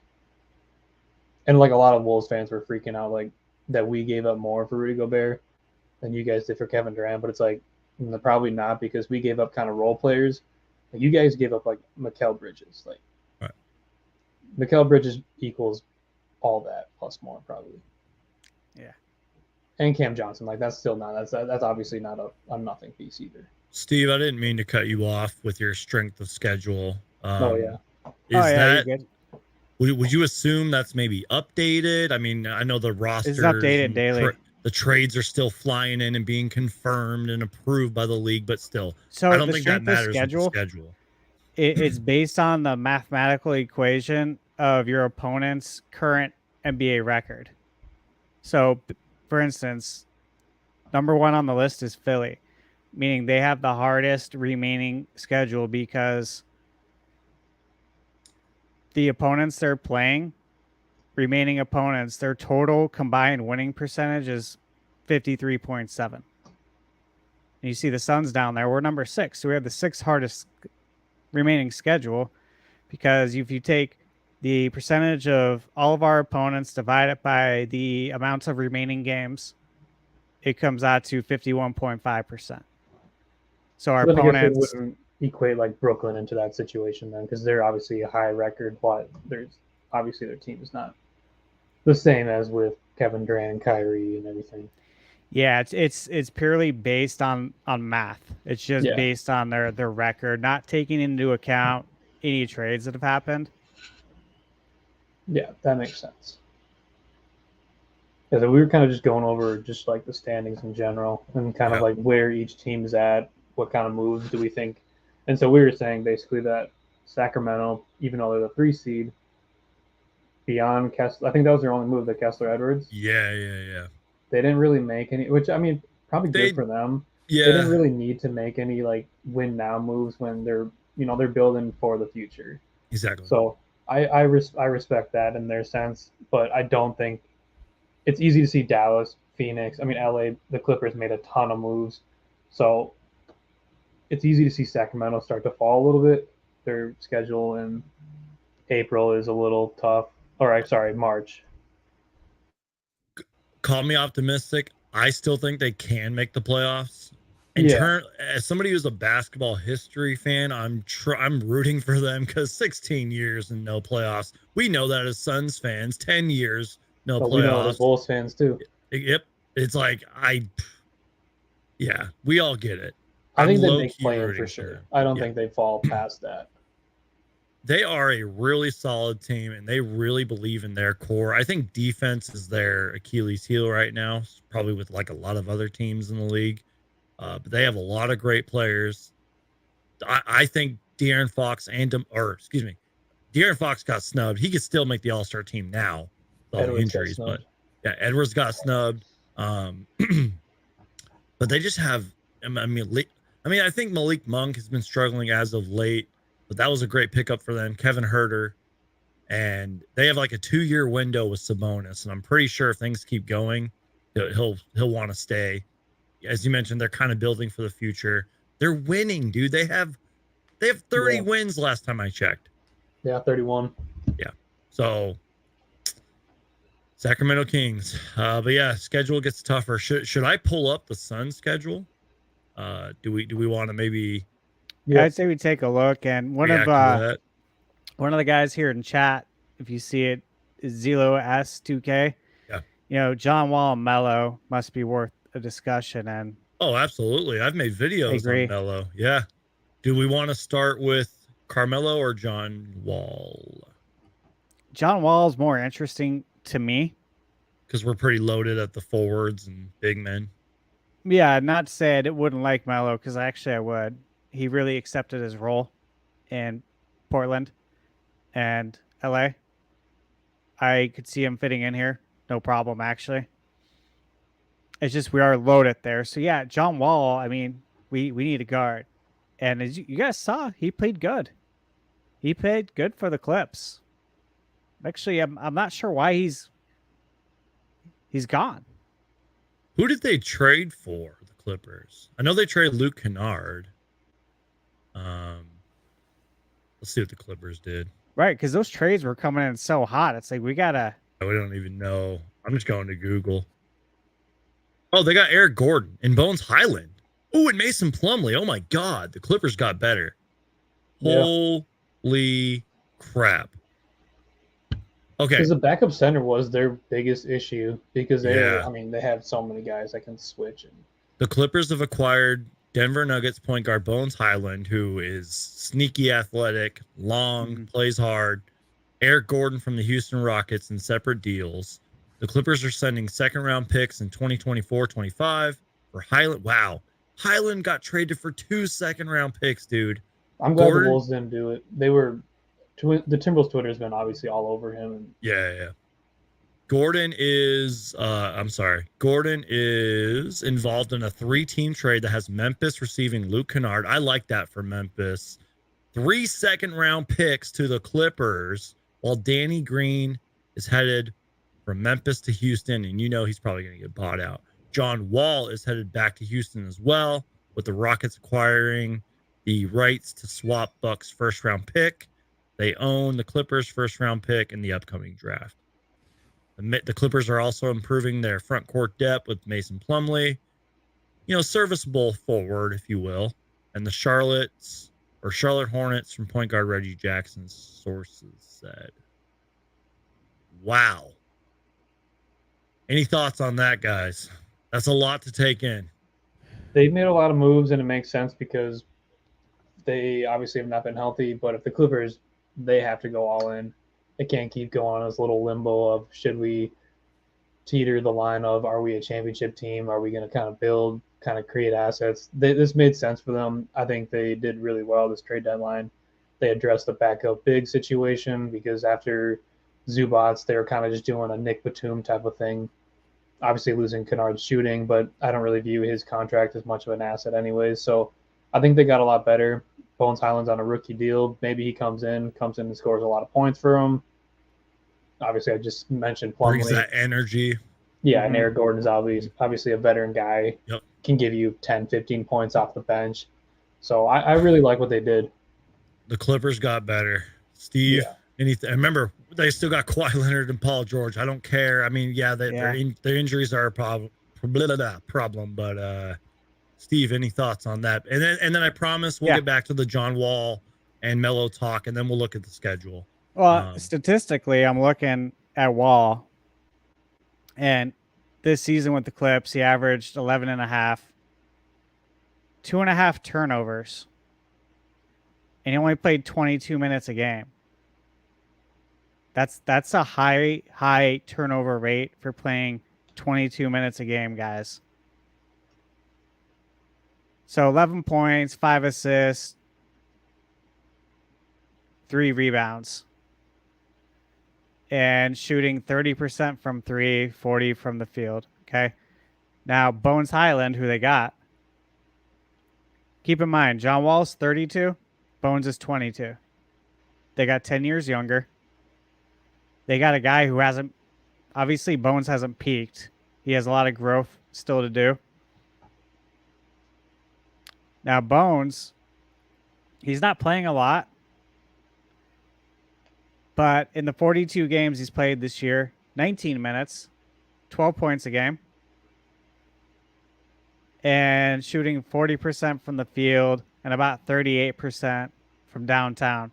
So you got a plus 8% on the 3-point shooting percentage for Bones over John Wall. And I feel like John Wall's just been trying to find himself. You know what I mean? Like, he's been trying to figure out how he fits in and get himself back to who he used to be.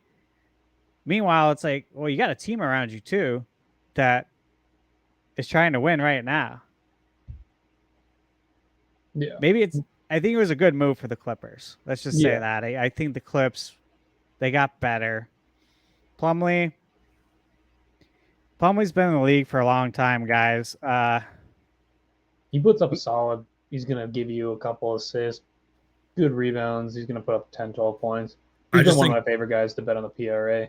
I just think Yeah. people forget about him because he played for Charlotte. Now he'll get more of a spotlight and show his ability and playing with better players, playing with Hall of Fame players. Yeah.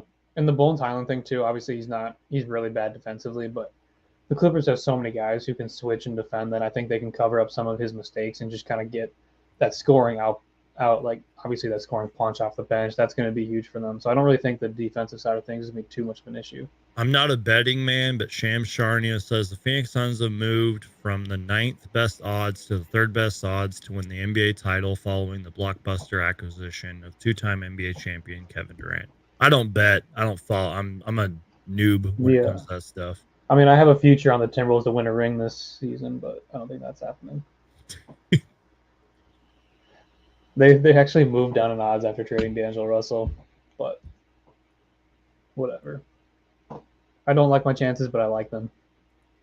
Steve, any not really final thoughts, but any continued thoughts on John Wall, Carmelo?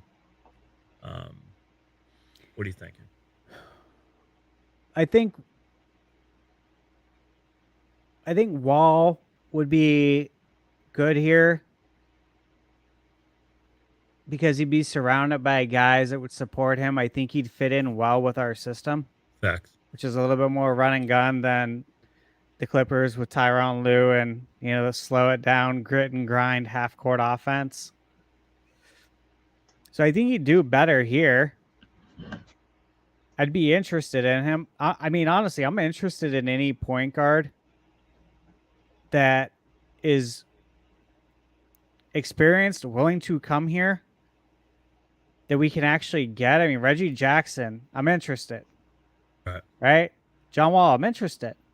Westbrook, I'm interested. If there's mutual interest and we can get him as a backup, I'm interested. What about Carmelo Anthony? What are your thoughts on that? Well, let's think about the depth chart again. So Melo would be playing the 3 and 4 spot. Do we have room for him there? Would he be backing up KD? Backing up Torrey Craig? Darius Bazley? TJ Warren? Yeah, I don't think there's a spot for him. I don't know if there's a spot.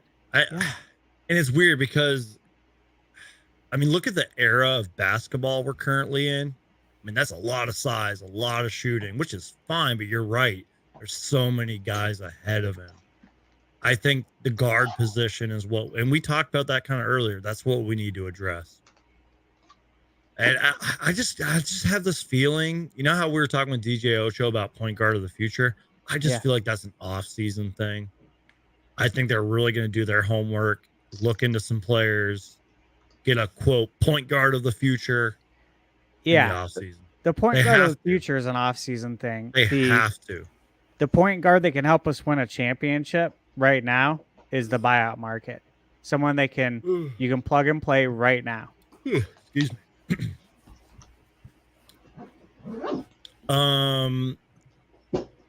Let's talk Wolves. Any thoughts on Wall or Carmelo? Do you think that's possible? Do you think it's just I like Wall to Phoenix. I'm not really that big on Carmelo going there. I mean, I think he's out of the league for a reason. Obviously he can score, but for the most part I think there's a reason that, like, you see like DeMarcus Cousins, Carmelo, they're out of the league. If there's a team that thought they could help, they would obviously be signed by now. And maybe this is different, obviously, down the stretch. But to me, if you guys are going to use a roster spot, I'd use it probably just on John Wall. Okay, here we go from Shams. The Charlotte Hornets and Reggie Jackson are likely to agree to a contract buyout. Jackson will be among the top point guards in the open market and will prioritize contending for a title. Hornets set to play younger players down the stretch. Shams Charania just a minute ago. He likes to tweet and then delete so much. Right. Because he just tweeted, I think he might already. He just did it like twice. Yeah, he always does that. Isn't it Twitter Blue? Just edit it. Just get that. Right. I like Reggie Jackson. That's all I'm gonna say.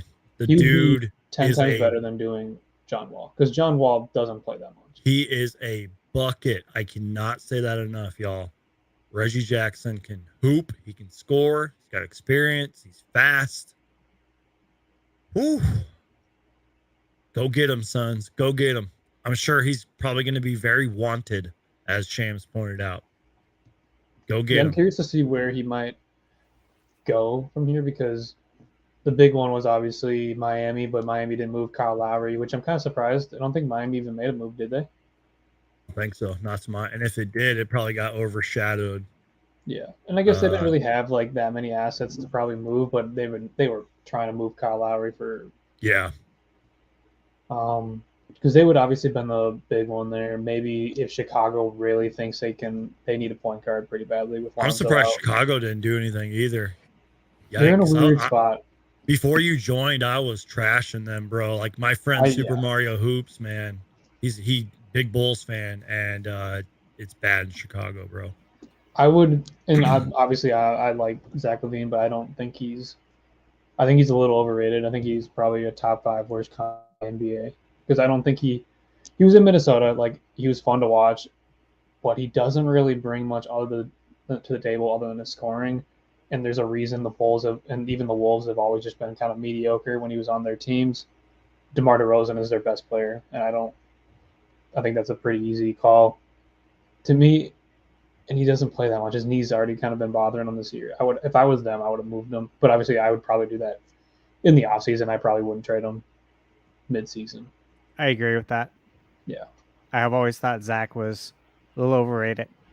Yeah, because it's like, I don't know, like, and it's kind of been coming out more and more, and like in Chicago, like all these different players, there's been issues with Zach LaVine in the locker room and all that stuff. So it's kind of interesting. I think they'll end up moving him. I don't think they're going to get much. It's kind of along with the Trae Young thing. I think Trae Young gets a pretty underwhelming trade package in return. I don't think he's going to get as big of a haul.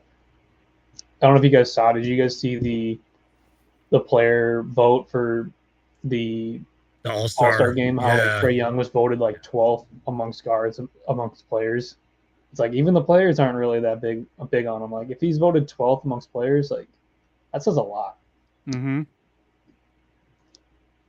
Maybe them overachieving in 2021, the Eastern Conference Finals might have killed them. I mean, and look, Nate McMillan, great coach. He's been coaching for years. How he hasn't been fired yet, no clue. Because again, coaches always go first. We all know that. I like DeJounte Murray. I really do. Yeah, I love him. And I feel like maybe they're trying to keep that together. I don't know. He doesn't sound like he's too thrilled. Zach Lowe threw out a hypothetical. I wouldn't touch him. It was a cat for Trae Young swap, because he was like, well, maybe Trae Young and Rudy Gobert. But to me, I wouldn't pair him with Anthony Edwards. I really don't see how those two, just like personality-wise, that would be an interesting fit too. Just real quick, you guys. I know our conversation's jumping all over the place. Steve, I actually didn't know this. According to Dwayne Rankin from the Arizona Republic, we traded a second-round pick with Dario for Darius Bazley. I didn't know that. Yeah, the pick was included. Yep. Yeah. So it looks like that's legit. And again, we would have heard by now if Bazley's gone. Looks like he's legit on this roster. That's exciting stuff. That's just another big wing player to add with KD and TJ Warren. Yeah, and it's a young guy. Yeah, a young guy too, yeah. And then also, just real quick, again, our conversation's jumping all over the place. Reggie Jackson this season's averaging 11 points per game on, what's he shooting? 41% from the field. Now, three-point percentage could obviously improve, 35% from three. And then I'm just kind of looking at his last few games. The minutes has been inconsistent. Like, you got 25, 15, 27, 17. But he plays every game pretty much. Hasn't really done too much. I mean, he had a small stretch in January where he was cooking a little bit. I think their lineup's been very inconsistent. Yeah. The Clips. So he's being asked to do different roles. Well, yeah, because every game, depending on if the guy wants to play. Exactly. Yeah, you don't know if Kawhi or PG is going to play every night. Yeah, you're absolutely right. Yeah, so I think that's where a lot of the inconsistency comes from there. and now he's on the buyout market, can actually join a team where hypothetically you would assume, hey, we know who's playing every single night. You'd be just so you guys really kind of like you said. I guess I didn't know how much campaigns played, but especially you don't know with Chris Paul either.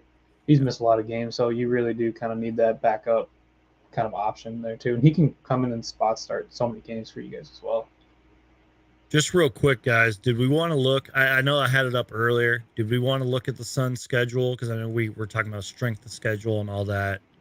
We can really do whatever from here. If we want, we could bring on some fans for a couple of minutes, have them get whatever you guys want to do. This is free for all, free show from here. You know what I mean? What are you thinking, Thunder Steve? I was just looking this up actually. Campaign is played in 28 out of 56 games. Doesn't even seem like he's played this He's season. played I half the remember making season. a video. He had a really good week, and then after that, like, He did. the I think injuries. he torched the Wolves earlier this year. Which that's probably That accurate. seems so long ago, dude. Yeah, I That remember. Cameron Payne was last on the court. Oh my Hey, god. CP's played 35. So Yeah. 35 out of 56. Campaign 28 out of 56. This is why we need depth at the point guard position. Yeah. This is why. I just looked. Yeah, and I looked. He did cook them. He had like 23 points. He had like 8 rebounds and 6 assists. He was just. He's. I don't know. Yeah, that's tricky because he has, like you said, his moments. I really thought he's kind of changed his career, the trajectory of it. He was kind of forgotten a little bit in Chicago and obviously OKC, but. Yeah, you know what? We should take a look at that. The standings here, the schedule, standings? the remaining schedule, Yeah. in conjunction with the standings, and get an idea of. We could probably figure out who's going to make it or not. All right, let me share my screen. Okay, here we go. Now this is just it's zoomed in, and I can just scroll down. So let me know if you guys want me to fast forward to a game. Today's game. It's funny. We actually play a basketball game today, I but know. that's really probably not going to be the conversation because there's just so much to process. I was going to go live for it, but no way. I'm just so drained. And really, there's not much to talk about until we get KD and Dude, who knows, Warren and all that. What? book's out tonight. We knew that. Yeah, exactly. Booker's out But- too, and yeah, Dario. Yeah. Cam, this game's gonna be a nightmare. Mikhail. Yeah. Who's playing tonight? Do we even have 8 guys? I'm serious. Let's see. Saban Lee, Paul. Is Shaman still out? Who's playing Yep. tonight? Yeah, Shaman's Yeah. still out. He's been out forever. Jeez. That's why We there was got- rumors about him getting traded. We got Lee, Jock, E-Jock. Ish, Torrey Craig, Okogie, Busy, CP, and DA. 8? 8 players. That's all you technically need. Wow. They better stay out of foul trouble. And the Hawks torched us. Yeah, I last remember that. game. God. Dude, even that feels like a lifetime ago. And that was a couple days ago. I know. Jeez. Or a few days ago. Excuse me. They've been turning it around though. I'll give them that. Like I said, I mean, like obviously, I hope the Suns do well, but at the same time, I hope they lose. I want to see the Wolves kind of pass them in the standings, but I mean, ever since kind of like, I mean, even before Book came back, it was kind of like once you guys got Cam Johnson there, the wins started coming in a little bit more. You guys started getting a little more healthy, and obviously, once you guys knew you guys were going to be healthy, it was easy to see them start putting together more wins. But that Hawks loss does feel Yeah. like a long time ago. We're 8-2 in our last 10 games. Yeah, I was gonna say the Suns are rolling. Isn't it 4 games above 500 now? Yep. Yeah. 1-3 in a row. They were out of the play-in at one point. And look, Yeah, we y'all, were. and look, I know it's easy now to be cocky and overconfident because of the roster that we have, but we were winning games without our best players. And now we got even better. We upgraded. Think about that. All That's this got to to be stop- exciting stuff. All this to stop the Wolves and go Bear. And Pat Bev if he doesn't get bought out. I really hope that's a fake report, but even John Krasinski said that he's hearing the same, so I don't think he's coming back. So Dwayne Rankin, Steve, it's funny that we're talking about this. With Devin Booker, injury management, campaign foot, Landry Shamet foot, Mikal Bridges, Cam, Crowder, Sarge traded. The Suns have 9 players tonight. Projected starting 5, Paul, Damian Lee, Torrey Craig, Jock Landale, DeAndre. Wow. I guess that's why. I guess that's why it's good that we got those two-way contracts for guys to provide those minutes. Let's find out if the Atlanta Hawks made a move. Man. I'm just wondering if they're going to be shorthanded at all. I don't think the Hawks got Sadiq Bey. Oh yeah. This comes from ESPN. The Warriors are trading James Wiseman to the Pistons as part of a multi-team deal that sends Sadiq Bey to the Hawks. I actually really like that for them. And Gary Payton, to the Warriors, back to the Warriors. The Hawks are sending 5 second-round picks to the Warriors to acquire Sadiq Bey. Forward Kevin Knox was traded from the Pistons to the Warriors, then rerouted Knox and the 5 second-round picks to the Blazers. Wow, for Gary Payton. Holy cow. The Warriors are saving roughly $7 million. Just real quick, I don't want to sound like a Sadiq Bey expert. Great wing player. Didn't he have a game last season? Went off for like 50. Yeah, it was when there was like one NBA game on it. It was like the Pistons Kings or something like that. Mm-hmm. And he went off. And the defensive potential's there, but he kind of fell out of the rotation and has kind of been struggling this year. But hey, new change of scenery. His shooting has been a little suspect sometimes. He's somebody I low-key would want on the Suns. Obviously, now it's not going to happen, but I like it for the Hawks. I really do. Yeah. He's a good fit over there. He's a good player. And he fits their, I guess, quote, timeline. You know, they got a lot of young guys over. DeJounte Murray's still pretty young, too. It's like, that's a nice fit for them. Stays in the Eastern Conference as well. Yeah, he's shooting 34% from 3, which when I think of Sadiq Bey, I kind of think of a 38, 39%. Yep. Real quick, just kind of fast forwarding the schedule. We were talking about the Sacramento Kings earlier. We play them Tuesday. The Clippers, oh geez, they got better on Thursday, February 16th.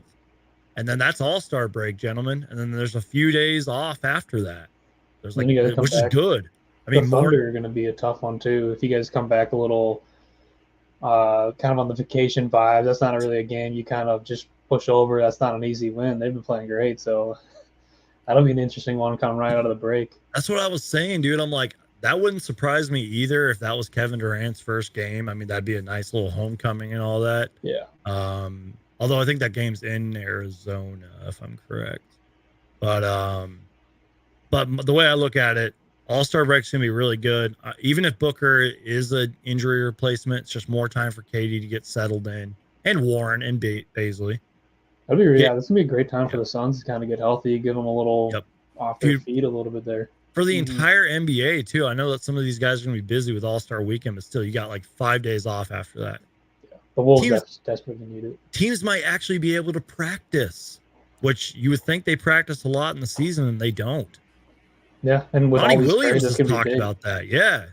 So get ready, you guys. I just want to kind of fast forward here, though.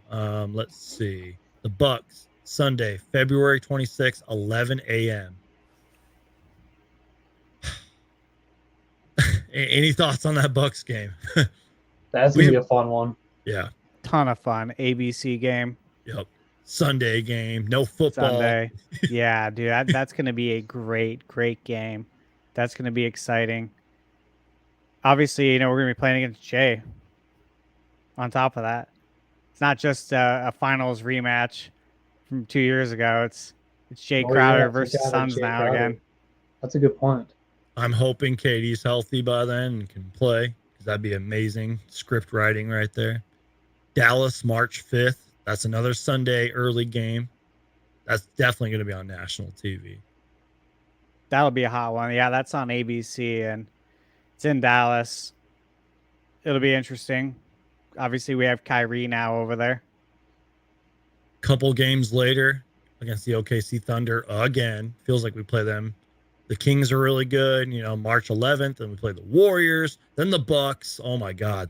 Okay, I guess our schedule does get pretty tough. If Curry doesn't play, that Warriors game isn't as tough because they are a completely different team without him in the lineup.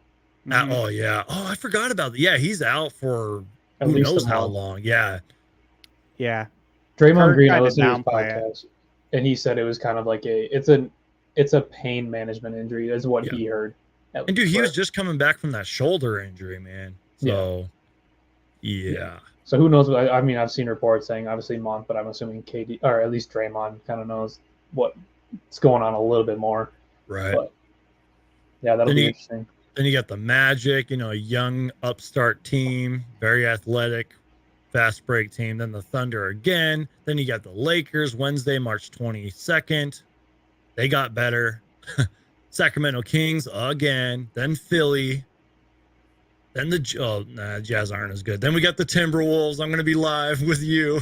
That game is going to be an L for Phoenix. That looks like a W. We got to go live after that game, man. We have to. Yeah, it's that's tradition an ESPN at this game. point. Yep. Can't wait for that. And then I think, does that close out March? Yeah, one more game again. Damn, our schedule is tough. How many times do we play the Thunder, man? Jesus. Sorry. A lot. Yeah, we play them a lot. Denver twice in the matter of a few days, March 31st and then April 6th. Then the Lakers. Playing the Wolves schedule down the stretch. I mean, the Wolves division down the stretch. Dude. April 6th, Denver. April 7th, Los Angeles, back-to-back. I mean, Lakers, Clippers, back-to-back. And that's it. That's the schedule. There's a few gimmies and maybe like Utah and San Antonio, they're going to be tanking. But for the most part, there's not really a put. I guess I forgot about the Magic, but the Magic are kind of frisky. That's what I'm saying. I'm like, that's a young. That could be a trap game right there. You know what I mean? I'm gonna scroll down. Tell me if you want me to stop. I'm just scrolling down the schedule one more time for the people that can see it. Chicago's kind of an easy W. Yeah, they're so bad, dude. Watch, they'll probably beat us that game. Their defense is just so bad. I know that they had a really miserable loss to Charlotte not too long ago, and I think that was the nail in the coffin for their season. Yeah, it is weird because they're like it seems like they sometimes beat good teams, but they're terrible against bad teams. That just goes to show the maturity level that's over there. The Wolves are really bad against bad teams. They only show up for good ones because they lost by like 20 something. They made the Magic look like the best team in the league, and then they turn it around and they. Who do they play next? I think it was Denver without all their starters, but yeah. That reminds me too, man. I hope that Kevin Durant can make us, be there night in and night out. Because that's one criticism I've had with the Suns. Even with Chris Paul on the team, there's just some nights where they just don't show up. And I get it. They're human beings. Stuff happens. It's a 2-game schedule. Yeah, exactly. But I hope Kevin Durant maybe wakes them up a little bit. Matt Ishbia taking over, excitement in the Valley again. Maybe this kind of opens them up saying, you know what? We need to come out and play every game 110%. Would you agree with that, Thunder Steve? Yeah, I would. I think it brings just another layer of what CP brings. Yes, DA's been playing great. It. So that's another thing that's in the ripple, I guess, of not showing up. He was probably, at least we've talked about it, one of the guys that we talked about not showing up some nights. But like you said, I guess if he's been playing a lot better, that changes everything too. You guys see who we got on TNT tonight? Thursday night on TNT, Lakers. We got Chicago and the Nets. Yeah. First game, and then Milwaukee Lakers. The Lakers one's going to be fun for just like the Wolves perspective, but now just D'Lo, you got Malik Beasley, Jared Vanderbilt. That'll be fun to see. None of them will be playing tonight, right? I don't know, honestly. How quickly can you turn a couple around? Days. You got to put them through the physical. Yeah, that's what I was gonna say. Physical. There's probably you got to cross the T's, dot the I's, all that stuff. And technically, all these trades still need to be approved by the league. The Wolves, if I remember correctly, official. So so D'Angelo wrote. So that one is official because they announced Conley and Nickeil Alexander-Walker in a Wolves jersey. I'm sure there's people that get paid lots of money to get these trades approved fast. Yeah, and like the Wolves one happened last night, so maybe they're a little bit further. But like I said, the Wolves made that official, so maybe we see at least play for the Lakers. Just real quick, y'all, I want to shout out my friends over at the Aussie Suns Fans podcast. They had me on their channel during a very rough stretch for the Suns. It was a great show, though. We had a great time. Great guys over there. They were recently on the Suns Jam Session podcast. They're all over the place. Great bunch of guys. Go subscribe to them. And again, you guys, we're past the 2-hour mark here. We're kind of just freestyling the show. There's some questions, guys, that I have ready to go just in case we need them. So much trade news, processing everything. So if you guys are still watching, we got 85 people in here, y'all. Smash that like button. Destroy the like button, y'all.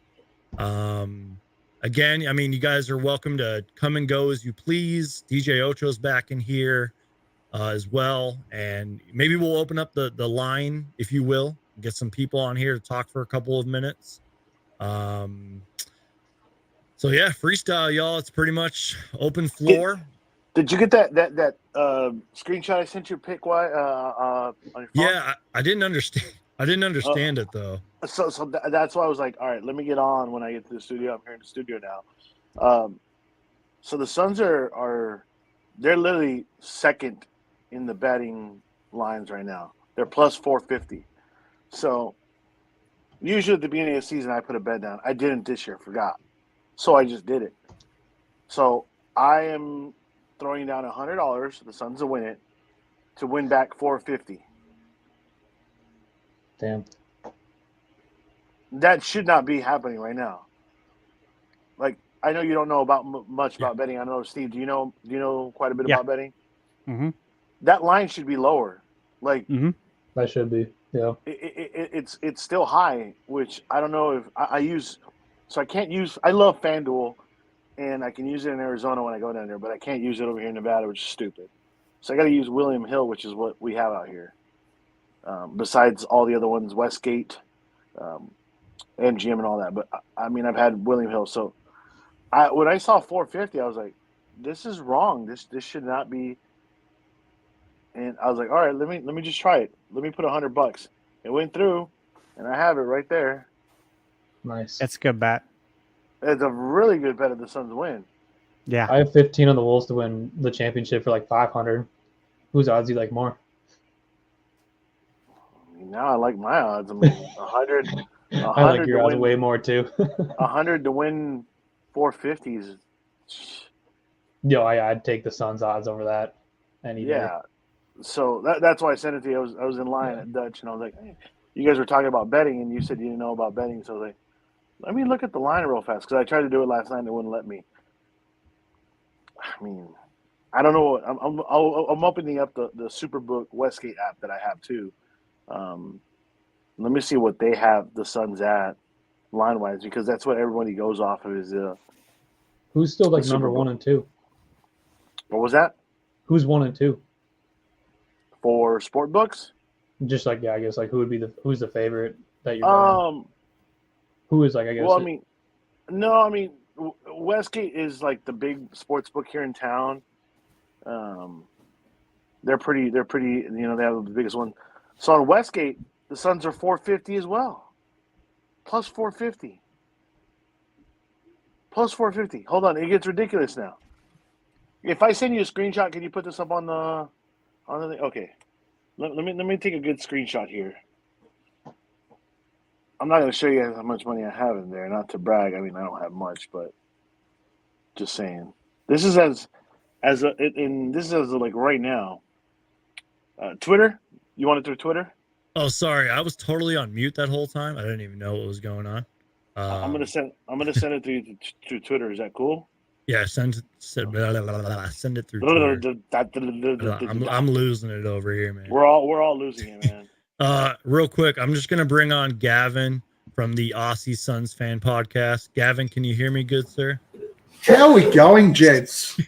How's it going? I love this guy already. Rocking the Marley's hat. I like it. Yeah, I have to rock the Marley's hat after my trip over recently. Gavin, tell the people where you're from, what you do, represent. Yeah, well, obviously from Australia. I didn't know that. Are you from Australia? Run the Aussie Suns Fans podcast. Go subscribe. Yeah, make sure you check us out here on YouTube and go and subscribe. Click like, all that sort of fun stuff, because we need some more subscribers. But yeah, we booted off. To be honest, I didn't even know there was other Suns fans in Australia. That's how little coverage that we used to get down here. So we started off a group on Facebook and ended up with, I think we're up around 600 odd people now on our page, which is great. And then booted off our podcast during or just after the bubble run. So yeah, we're now as you mentioned before, Suns Geek, we're now getting on to Suns Jam Pod. We've been on Fan the Flames. We're out and about now, and on our pod we've been lucky enough to have Suns Geek. We've had Expo and Saul, both from the PHNX. We've had we haven't had Voider on yet. Oh, we might have had him on for a second one day there, but yeah, everyone's sort of jumping on now, and we're creating some great relationships with all Phoenix fans over there. Phoenix Suns royalty you just mentioned right there, man. Thank you for being here, man. You know, it's good to have you on this channel, you know what I mean? Because you guys were so nice to have me on yours. Just real quick, man. I mean, it's really an open floor right now. We're just talking about whatever. KD, TJ Warren, Darius Bazley. What are you thinking, man? Look, I mean, let's be honest. The KD thing is just amazing. Yeah. We've been talking about it pretty much since the off season or the preseason. Yep. We're pretty excited and hopeful that it would get done there, but it didn't. It took time, but we're here. I personally like to get stuck into all of the guys that gave James Jones a heap of shit for never getting anything done. And yeah, now as Mr. Voider said on Suns Jam earlier today, I hope they're enjoying their crow. I love the addition of Bazley. I think one of the big things that we spoke about when you were on the show was that we really did need length defensively. Adding Bazley does that. KD obviously does that as well. And look, everybody's sort of saying, what are we going to do on defense now that Mikal's gone? Well, let's be honest, Kevin Durant's a really, really good defender. Devin Booker's underrated as a defender. And we had someone like Darius Bazley. We've also got Josh Okogie to come off the bench. Look, I'm really pleased with how the roster's looking, and hopefully in the buyout market we'll get another backup point guard. And I know there's a lot of talk out there at the moment of one of John Wall, Russell Westbrook, or Reggie Jackson. Personally, I really hope that we pursue Reggie Jackson.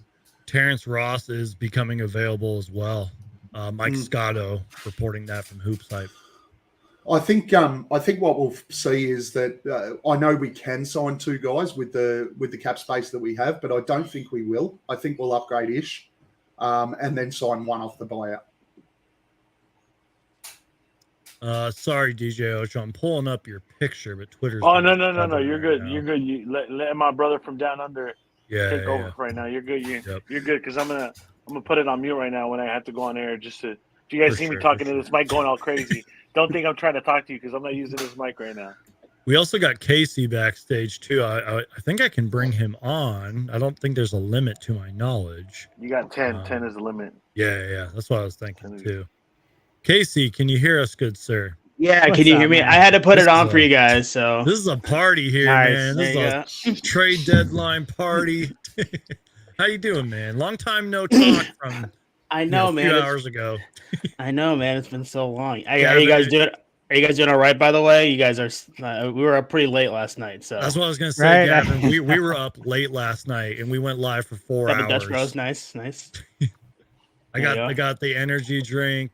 Oh God, last night was nuts. There you go. Timberwolves talk. Did you get any sleep last night? Well, I tried to, but then as soon as I was gonna go to bed, the KD news broke, and the next hour on Twitter just scrolling. Right. I kept everyone up late, man. Yeah. real quick, you guys, let me just go around and just introduce everybody.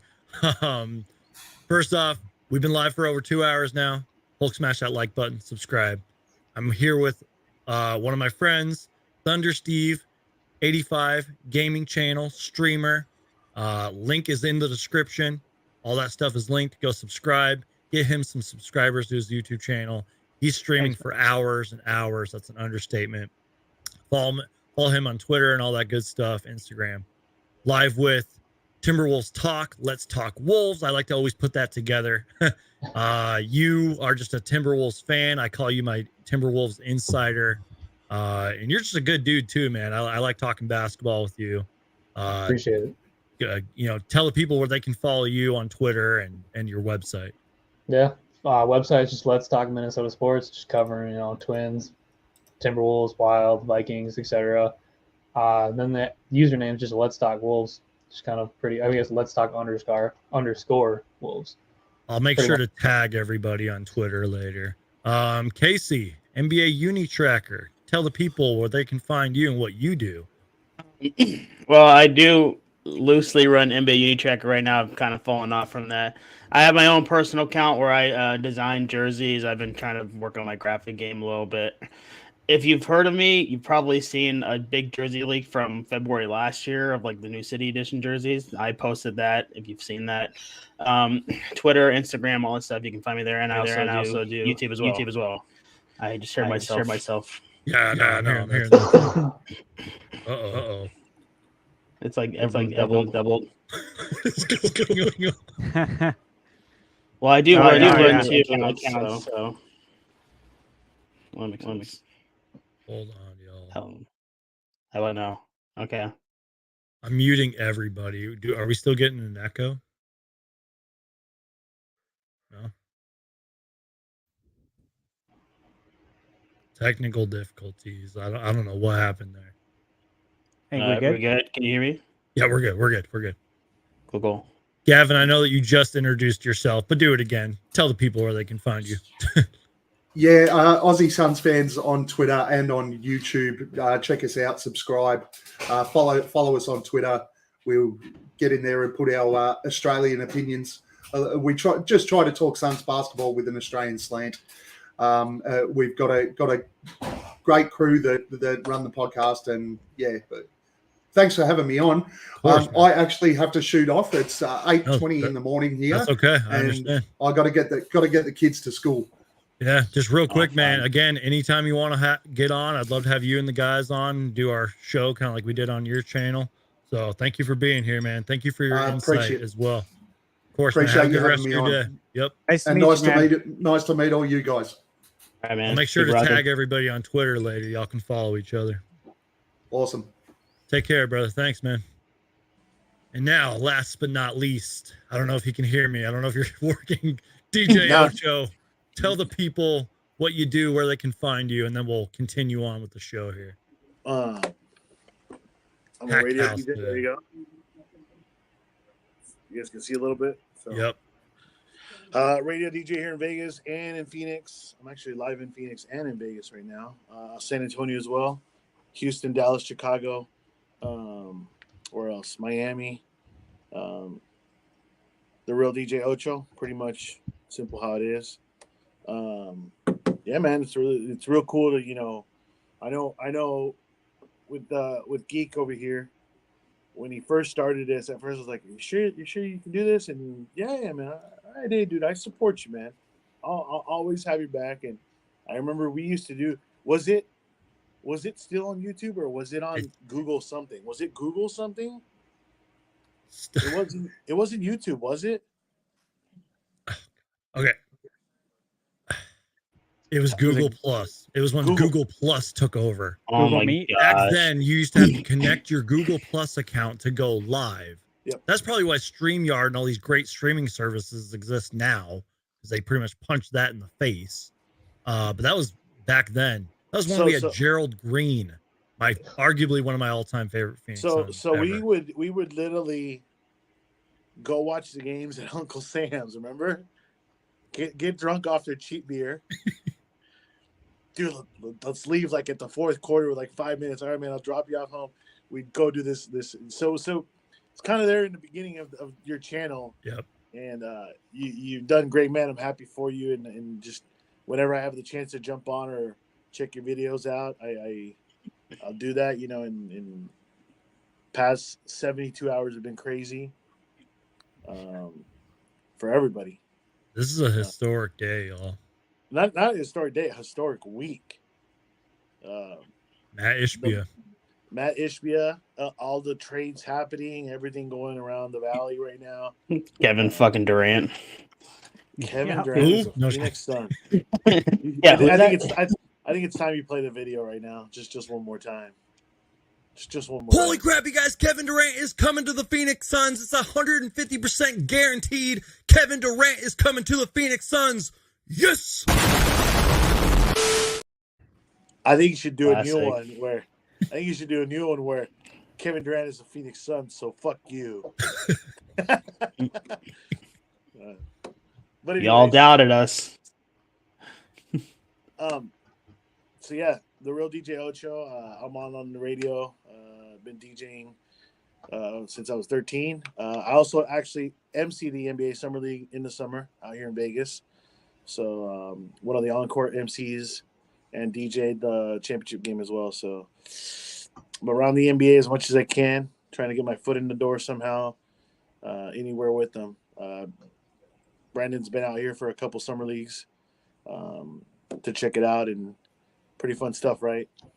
Absolutely, man. Those have been an absolute blast. I've sent them gear that so they give us gear pretty much every year. It's you know, we wear it, so they're like, here you go. And I'm like, yeah, can I get an XL on this? They're like, but you don't wear XL, you wear 2X. I'm like, oh, yeah. Good thing is I know the equipment manager for the summer leagues. I'm like, hey, dude, can I get a couple XL? Yeah, man, here you go. Send Brandon some goodies out there once in a while. Pre-COVID, I mean, I was going every year, and it was like an adventure, man. And just being even there for a few days. And remember we watched Tyler Ulis's game winner? That was awesome. Dude, I remember that day. We were sitting in that, and we had the flag and all that. You saw us in the background. Yeah. And then the following year, that's when I started working with them. Yep. Good times. I still need you to send me your picture of you and Rod Strickland, because I know his nephew is a good friend of mine, and I'm gonna have him sign it for you. So super underrated point guard of the 90s, by the way. Extremely underrated.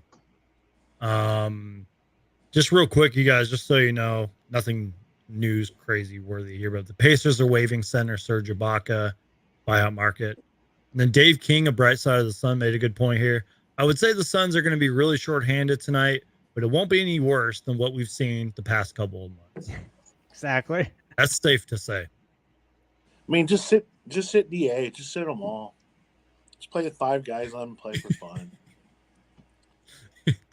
Can't do that because of foul trouble. Suns have like no guys. We'd have to forfeit. And NBA Twitter would kill us. I'm surprised. I mean, could you? I mean, no, it's not possible to have TJ Warren already. It wouldn't be. Yeah, it wouldn't. Yeah. Do you have that? Do you have that screenshot I sent you? Yes. I got NBA TV on right now. They got Ryan McDonough on. That's funny. For his expert analysis. Where's he at now? He's doing NBA TV. Wow. He's chilling, yeah. Yep. Hold on. You lost it. Multi screens here. Twitter's stupid, and it doesn't let you save photos that you send, like to a computer. I can text it to you. I can. No, I got it. It's just annoying. We need to start a GoFundMe for you to have two monitors. I have 2 monitors, but okay, 3 monitors. It's too much, man. Two monitors alone is too much. Here's the screenshot. Can y'all see that okay? Yeah. Dude, look at the Warriors. They're plus 1,400. $100 wins you $1,500. Same with the Clippers. Like, this is ridiculous odds right now. I mean, look at that Jazz number. Yeah. I don't see the Jazz going anywhere. The Lakers are at plus 5,000. Like, you can go right now and put $100 on each team that you want and make your return right away. Maybe I should start betting.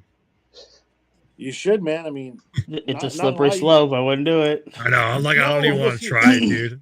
Well, no, you see all these screenshots from FanDuel, and my promotions director is a big betting guy, and I've gotten more into it. You see all these ridiculous on FanDuel. You see all these ridiculous parlays that were done. Like, oh, this guy's going to score this many points, and this, but you see it's a $1 bet or a $2 bet to win. Yeah, $400 or $500, but you're also going and putting on the back end doing the opposite. So and it's $1 to $2. You have to put multiple bets on these. So let's say you have $100. You're like, all right, let me put a couple bucks on this parlay. Let me do this parlay. You might not hit all of them, but you're going to hit one, but you're going to make your money back.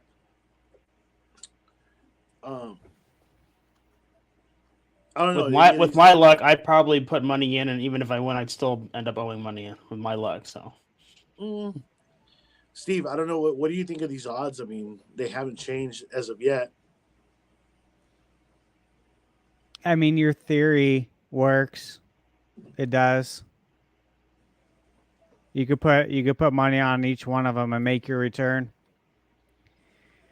Celtics still at number 1, right? Best odds. 3 from the screenshot, or is there someone else? No. This is the top. This is the tops.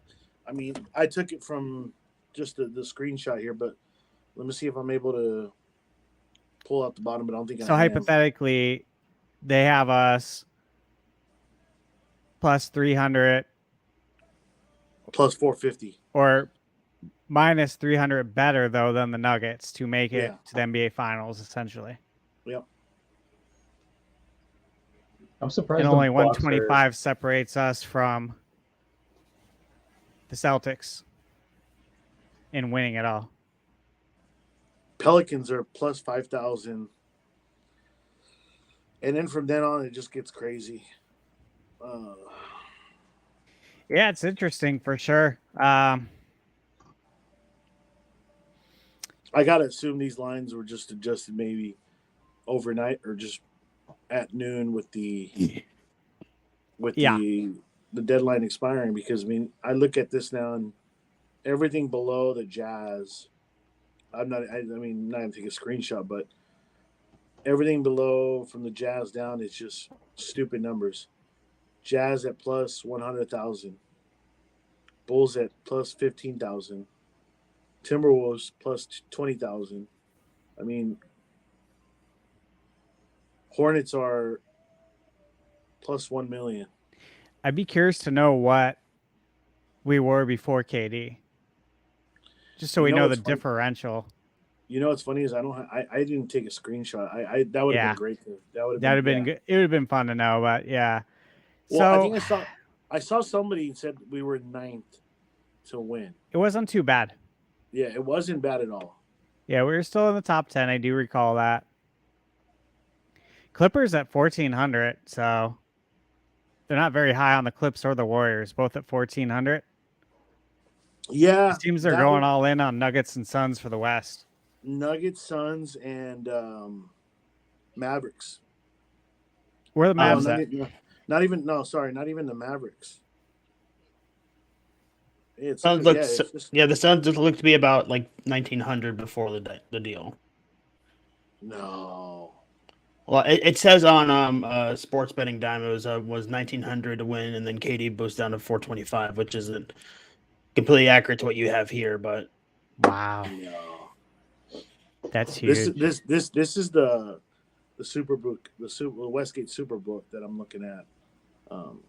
I wish there was a way to go back and look at that, but I don't think there is. And this is going to change again. Not based on the games being played, but Oh, if there's any after the buyout market moves today. Honestly, I think move wise, I think everything's done for today.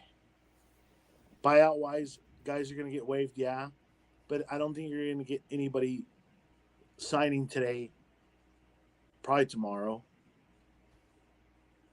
Are any of these guys that are in buyout mode having to do anything with the All-Star game today or next weekend? I don't believe so. So I just pulled up article on Hoops Hype that was just posted an hour ago. Okay, and it's the 2023 NBA buyout season. Who are the candidates? Sorry, of course, we have Westbrook, Pat Bev, John Wall, Danny Green, Kevin Love, Noel, Will Barton, Terrence Ross, Serge Ibaka, George Hill, who can play some point guard, Corey Joseph, and Dwayne Deadman. Reggie Jackson on there? You didn't say his name, right? No, he's not on this list, which is interesting because we just posted an hour ago. And it says RJ Hampton could be worth monitoring since the Magic didn't pick up his team option for next season. That'd be an interesting buyout. That would be a very interesting buyout. That would be one I'd be interested in. RJ Hampton, how tall is he, guys? Is he 6'3"? I want to say. Magic are full of guards. 6'4". 6'4". So he'd be a big point guard. Is he on the buyout market or? He's listed as someone to keep an eye on Hoops Hype because the Magic didn't pick up his player option. Yeah, I see what you're talking about. Wow. So I'm curious as to why Reggie wasn't listed. Nothing's happened, right? Nothing's happened new with Reggie Jackson? Not yet, no. Nothing yet. Okay. As Coach Evan B in the chat mentioned, Dwayne Deadman waived from the Spurs, obviously. Yeah. Just real quick on our RJ Hampton, 5 points per game, needs to really get his assists up. He's only played 26 games this season. Hasn't played since January 20th. But future prospect, potentially, Not saying the Suns are interested, but, How many minutes is he playing here? He's playing 14 minutes a game, shooting 44% from the field, 34% from three. But again, the assists are really low, points are really low, barely plays. Another young one though, 22. 22, 6'4", 175. He was the 24th pick in the 2020 draft. He's got good upside if you can give him playing time. Exactly. We know he's talented. So it's like when we get rid of these picks, when we're trading off our picks, but we're picking up guys like Darius Bazley. Okay. That means like we know he's talented. We don't have to roll the dice in a draft. We've already seen him play. Same goes for RJ Hampton. You get someone like RJ, he's a known talent. Now, his stats aren't great at all, but we know he can ball. He needs the right team. He needs the playing time. He can learn from CP. Who's he learning from over in Orlando? Who's mentoring that guy, right? And even Markelle Fultz is still a pretty young guard. Yeah, exactly. Yeah, I think if you give him in a good culture, you're learning from a veteran point guard like CP. I think that's going to really do wonders for his career. Like you said, he's gotten like zero playing time. He was drafted by the Bucks, wasn't he? Yeah, sounds a little familiar. Or was it the Nuggets and then he went to the Bucks? I don't know. Maybe. Oh yeah, didn't the Nuggets trade him? Yeah, I honestly don't know, but he obviously so long ago. Yeah, I feel like he's been on like 3 different teams, but he'd be an interesting, like you said, no picks. Like that's exactly what you need. It's kind of like with like the Wolves, where how they don't have any picks, but they're finding these buy low candidates that can kind of be their first round pick in a sense. Yeah, drafted by Bucks, traded to Denver. Okay, so it was the other way around, but yeah, that makes sense. Who's got their TV on the background, y'all? And of course, K Love's on there. Going on. K Love. K Love's on that list. Oh, I got people hanging up right up beside my window. That's probably what you can hear. So sorry again. Tell them to shut up. No, just kidding. I thought it was a TV. It sounded like a TV was on. Well, they have all their conversations right out there, so it's. My dog just broke in my room. That freaked me out. Literally, like, scratched his way in the door. Jeez.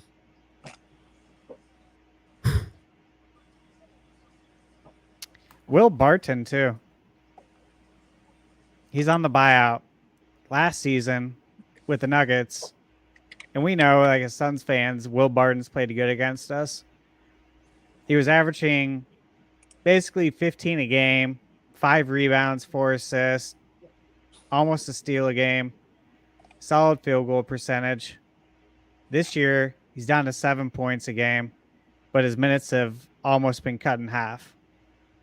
He's only like 32. So that makes sense. So it's not like terribly. Isn't he like 32? It's not terribly old, but he could still have some juice. Will Barton? Yep. Yeah, so like it's not like he's like old, this veteran guy who's like 38 on his last leg. Like he could probably give you guys some nice minutes too. The King is out tonight. I saw that. All the people that pay for the Bucks tickets, they're probably pissed. He's too old. He needs to rest. It'll be an interesting night for TNT. That or he needs to cry because he didn't get KD with him. Real quick, you guys.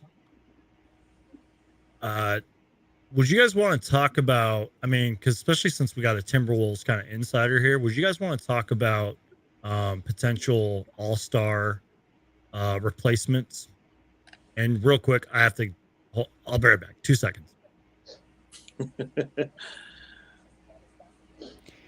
I mean, Book being an All-Star replacement. Yeah, now he will be. Yeah. If I was him, I wouldn't even go. I wouldn't Sorry, go. my dogs are causing trouble. That's why I had to go real quick. My bad. I don't know though, because with the whole like trading Durant and I guess Durant's not playing, but Irving going from east to west, like how does that change the replacement? Because now that he'll probably replace Steph, then who's going to replace Kyrie in the east? Like who knows the whole? I even know how. I know in MLB if a player gets traded to the AL from the NL or opposite before the All-Star game, their position gets covered and they're no longer an All-Star, just an honorary guy. But I'm not sure how it works with NBA in that kind of sense. I haven't heard anything on that either. I think not. I don't follow hockey that much, but I swear one of the guys that got traded in hockey just like wore his new team's patch on like the shoulder or something like that. It was something like, but I haven't heard like anyone talk about it because I feel like even the players don't know, because Draymond on his podcast talked about who should be Steph's All-Star replacement like a day ago, and he already knew about the Kyrie trade, so he was talking about it between Fox and Edwards and everything. So I don't know even. Draymond's a crybaby. Well, I'm not a huge Draymond guy. I just like listen to hear what he says. Usually, he's kind of interesting. He did say Edwards should be the replacement, which I agree with, obviously. Yeah. I know I'm talking to a lot of Suns fans here, but I think I would pick Fox over Book just because how many games Book has missed. I do think that's a big thing too, because if you're going to talk about it like MVP awards, All NBA, and that's going to be a big factor, it should be a factor in All-Star voting as well. I don't take All-Star games seriously at all, guys. Yeah, I don't know why? Because the players don't take it serious. Yep. It has no meaning. I wish it was more like baseball. What happens with baseball, guys?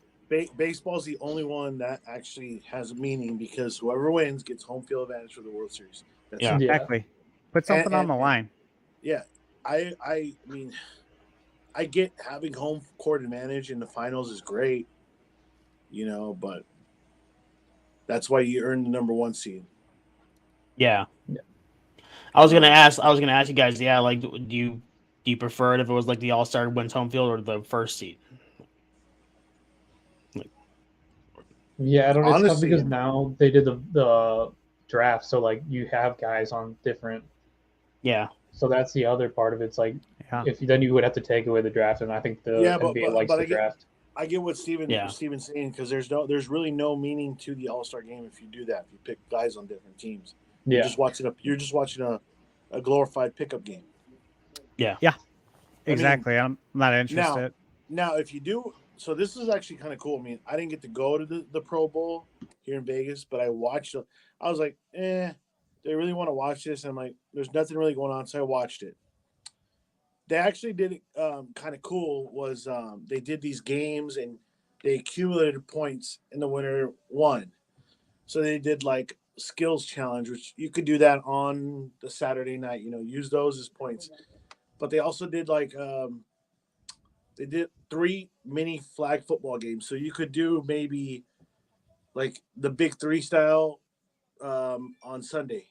Do 4 or 5 games of 3-on-3, get points or something like that. But in between those games of flag football, they also did like they think it was kind of cool. This thing called Move the Chains, where it was take the weight off, have your lineman pull this thing across the line, you win. The other one was, which I found kind of stupid, was a catching thing, which is dumb, didn't work out.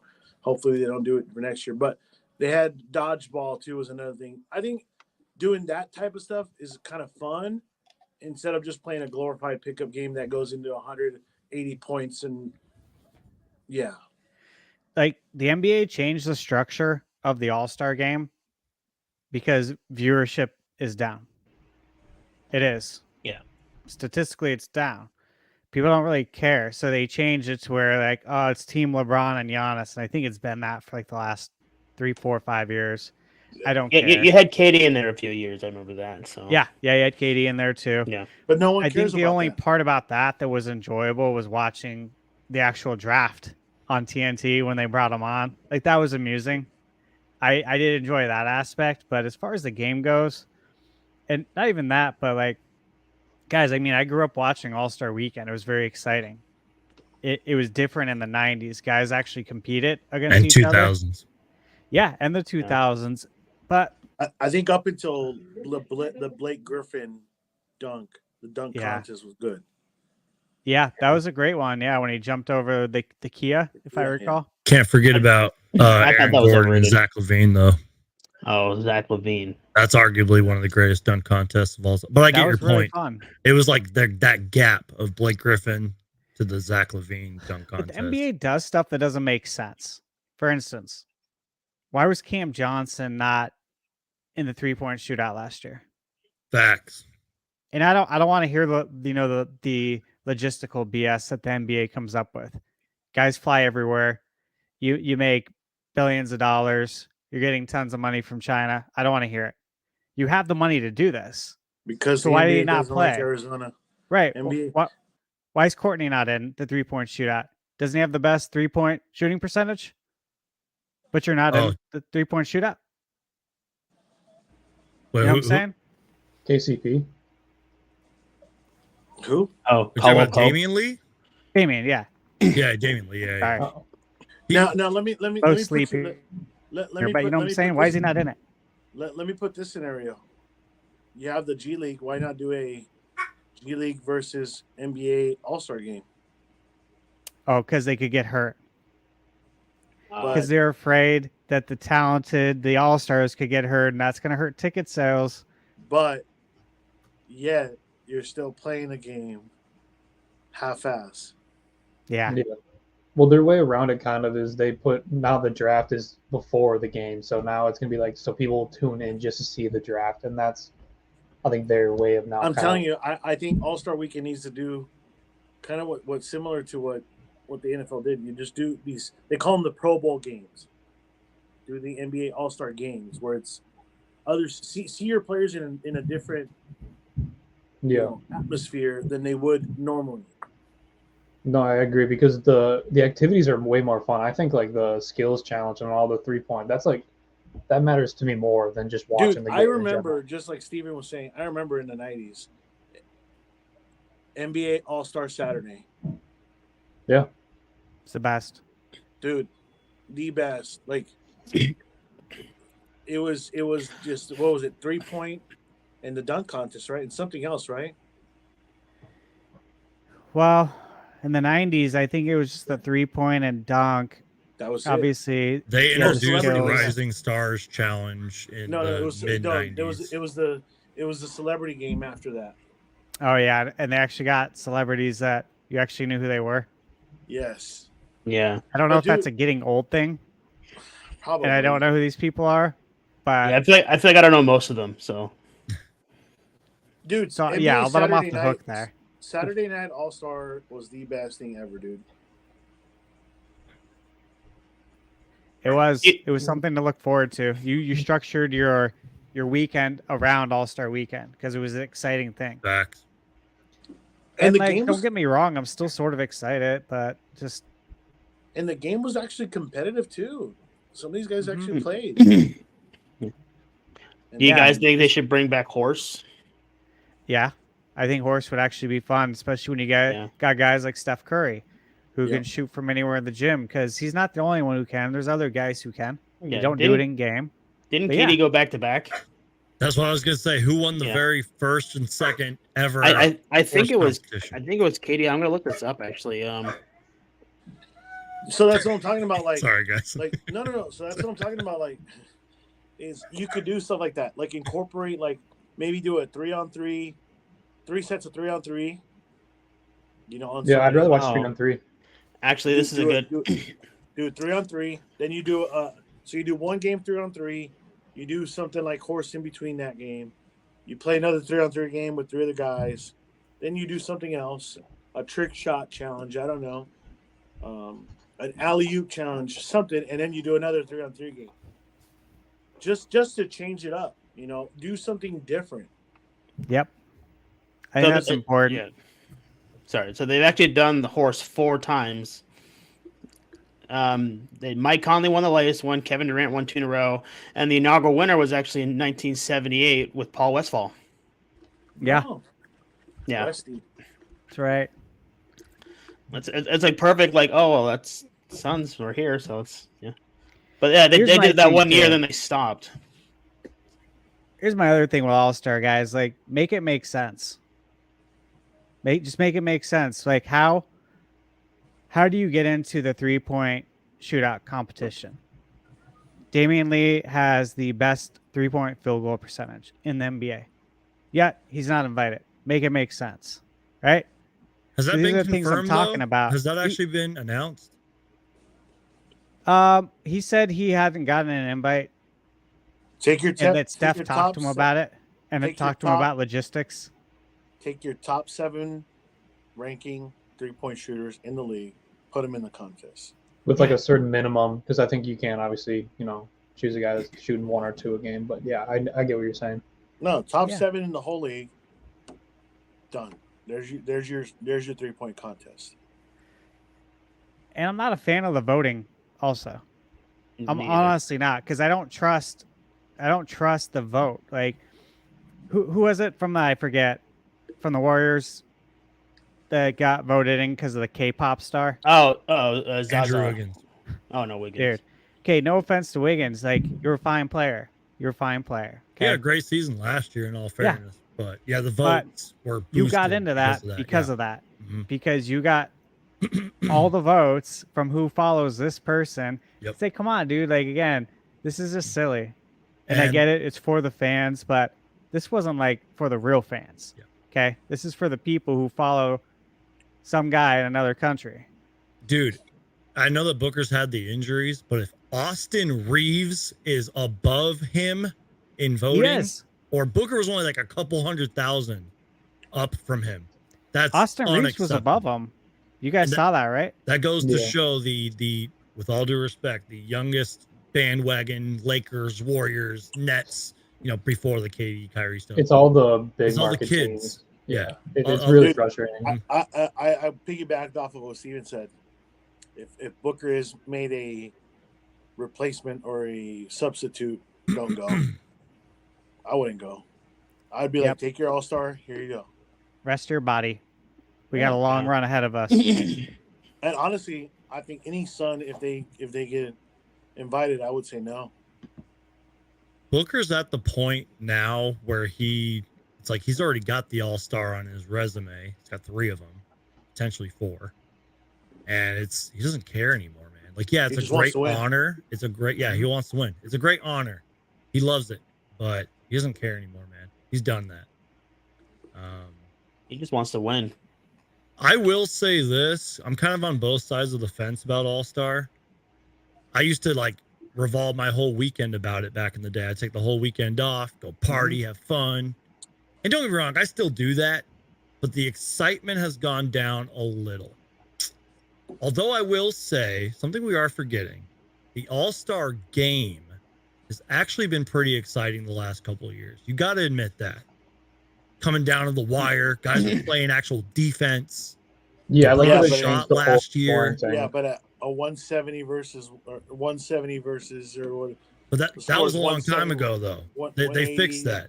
Did they change it with like the last couple minutes or whatever the score? You have to get this. I like that change. Honorable mention here: the Rising Stars game. They changed that. Team World versus Team USA, and now they're bringing in these like G League teams, and it's like a tournament, and it's pretty exciting. And look, I've been a little critical of Adam Silver at times, especially with the Robert Sarver stuff early on in that saga. But I will say he's always experimenting, for better or worse, sometimes worse. He's always experimenting, which David Stern didn't really do that too much. Just saying. Adam Silver has lots of flaws, but All-Star, I think they're improving it. But damn it, they better fix that damn dunk contest or just ban it. Not ban it, but get rid of it for a while. Make the fans and the players who actually can dunk or superstars, like a Vince Carter or, Zach LaVine, you know what I mean? Make them want to bring it back. Get some actual players these fans get some players these fans know. Like, oh my God, that guy's in the dunk contest? Gotta watch that, dude. No one knew Cedric Ceballos until he did that dunk. Yeah, besides Suns fans, he was underrated. People were like, "Why is this guy in here?" And what's Steven bringing out? Yep. I just ordered that picture too. Next time I'm in Phoenix, I'll wait for you to put your headphones on. Next time I'm in Phoenix, I'm going to try and meet up with you and get that signed for you. Oh, that'd be great, dude. I'm going to try and get that signed for you. I'm going to try. That'd be great. But, always been a big Ced fan. Oh, dude. That's the jersey I just bought. Remember I just told you earlier? Yeah. But the dunk contest was cool. Jordan made it like, okay, Jordan jumped from the free throw line. All right, cool. And it kind of sailed off. And Dominique Wilkins, can't forget about him, how great he was. Spud Webb, too. Spud Webb, yep. It was kind of and then that Orlando one is where it just, after Ced did the blind, well, D Brown did the first one. Yeah. D Brown. Ced stepped it up, let me put a blindfold on. That's when it took off. And then it can't forget Harold Miner. Baby Jordan. Isaiah Ryder, yeah. And then Kobe, too. Kobe was in it. Kobe did it in his warm-ups. Brent Berry. Brent Berry, for real. Like, he dunked from the free throw line. Vince Carter. Dude. Vince Carter. J. Rich. Those All-Star dunk contests were the peak. Yeah. And I feel like all these dunks now are all those dunks done back then in those there's nothing left for these guys to do. Can you That's how I feel. What's left? The only thing is you see those Instagram videos of these random dunkers. There's still dunks that are there, but it's like these are like professional dunkers. You're talking about everybody hates Chris? I don't know. I'm just saying I follow him because I met him when he came here for the summer league. I'm like, okay. Why not do a dunk contest where you bring in these? That's what I was gonna say. Yeah, like bring these guys versus You take three of the top influencers and three of the top NBA players. All right, let's see who can do better dunks. They have to bring the excitement of the dunk. But you know why they don't do back. it? You want to know why they don't do it? I know why. Money. Because they don't want the influencers to win. Ego. Yep. They don't want to look foolish. Mhm. That's why, and they will. But this might be experimented this year. Guess who's in the dunk contest? He's not technically in the NBA. Mac It's McClung. Mac, right? Maybe they're testing this. Maybe they're saying if he wins it, maybe we could bring in these influencers or professional dunkers. Will Barton is on the buyout market now, by the way. Oh, shit. Here we ESPN go. sources, Adrian Wojnarowski. Wizards are working on a contract buyout. Will Barton, 32 years old. Has had a limited role with Washington, but started 71 games, averaged 14.7 points per game for the Nuggets a season ago. Nice. Hey guys, I got to bounce, but I appreciate you guys for letting me come on. No, man. Thank you, brother. Let the people know where they man. can find you, man. Thank you for your great insight on the Wolves, trade chaos. Yeah, Let's Talk Wolves. You can follow me there on Twitter. You can follow my site at Let's Talk Minnesota Sports. But yeah, I appreciate you guys for letting me come on. I mean, I'm not a Suns expert, but it's still fun to talk NBA and kind of just get your guys' opinion on, Kevin Durant and just kind of this whole fiasco that was this trade deadline. It was a lot of fun. We loved having you, man. Pat Beverly sucks. Pat Beverly Don't say that. We'll fight you. Pat Beverly sucks. Thanks for being here, man. Thanks, I'll be man. in touch with you, bro. Good times, guys. Shout out to Let's Talk Wolves. Go follow him on Twitter. He's a great follow. He's a great dude. He's been on this channel before. And then we play the Timberwolves once or twice after this, so he's definitely going to be back on the show. Yeah. Great guy, man. What were we talking about? Dunk contest, All-Star? All-Star game, yeah. I mean, I'm not going to lie. I still requested that Friday off just because it's like tradition at this point. But I don't know. The last one, it's I was losing really the excited. excitement. It is. Like, last time I was really excited. Really, really. It was a long time ago. I mean, I'm talking Nash, Stoudemire, and the dunk contest long ago. Oh, with the little kick. Yeah, and I wasn't even like super excited when the Suns hosted All-Star Weekend. Because again, we had that dark cloud Terry Porter hanging over the arena. It was a bad time. Shaq made it fun. He did. I went to the jam with the session. Jabberwockies. Him and Kobe were co-MVPs. You went to I actually broadcast from the jam session. Brandon was, I think you were there. You were there as a fan, or were you? I volunteered, worked, or whatever you want to call it. Yeah, that was fun, man.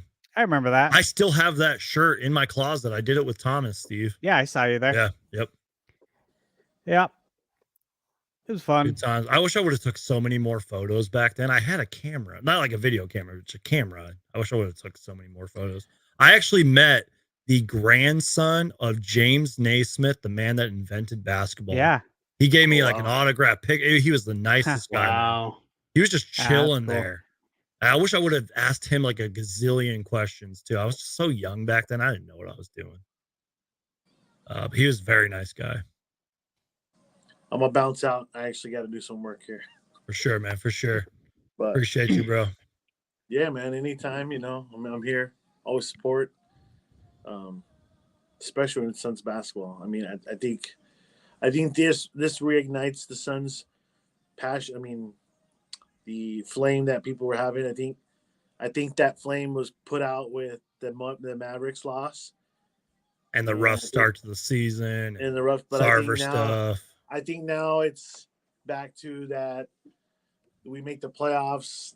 People are going to go down to the Qatar Aviation building and take over. Yeah, I think good things are coming once KD is available and he's wearing number 35 and not in the Dragan Bender jersey.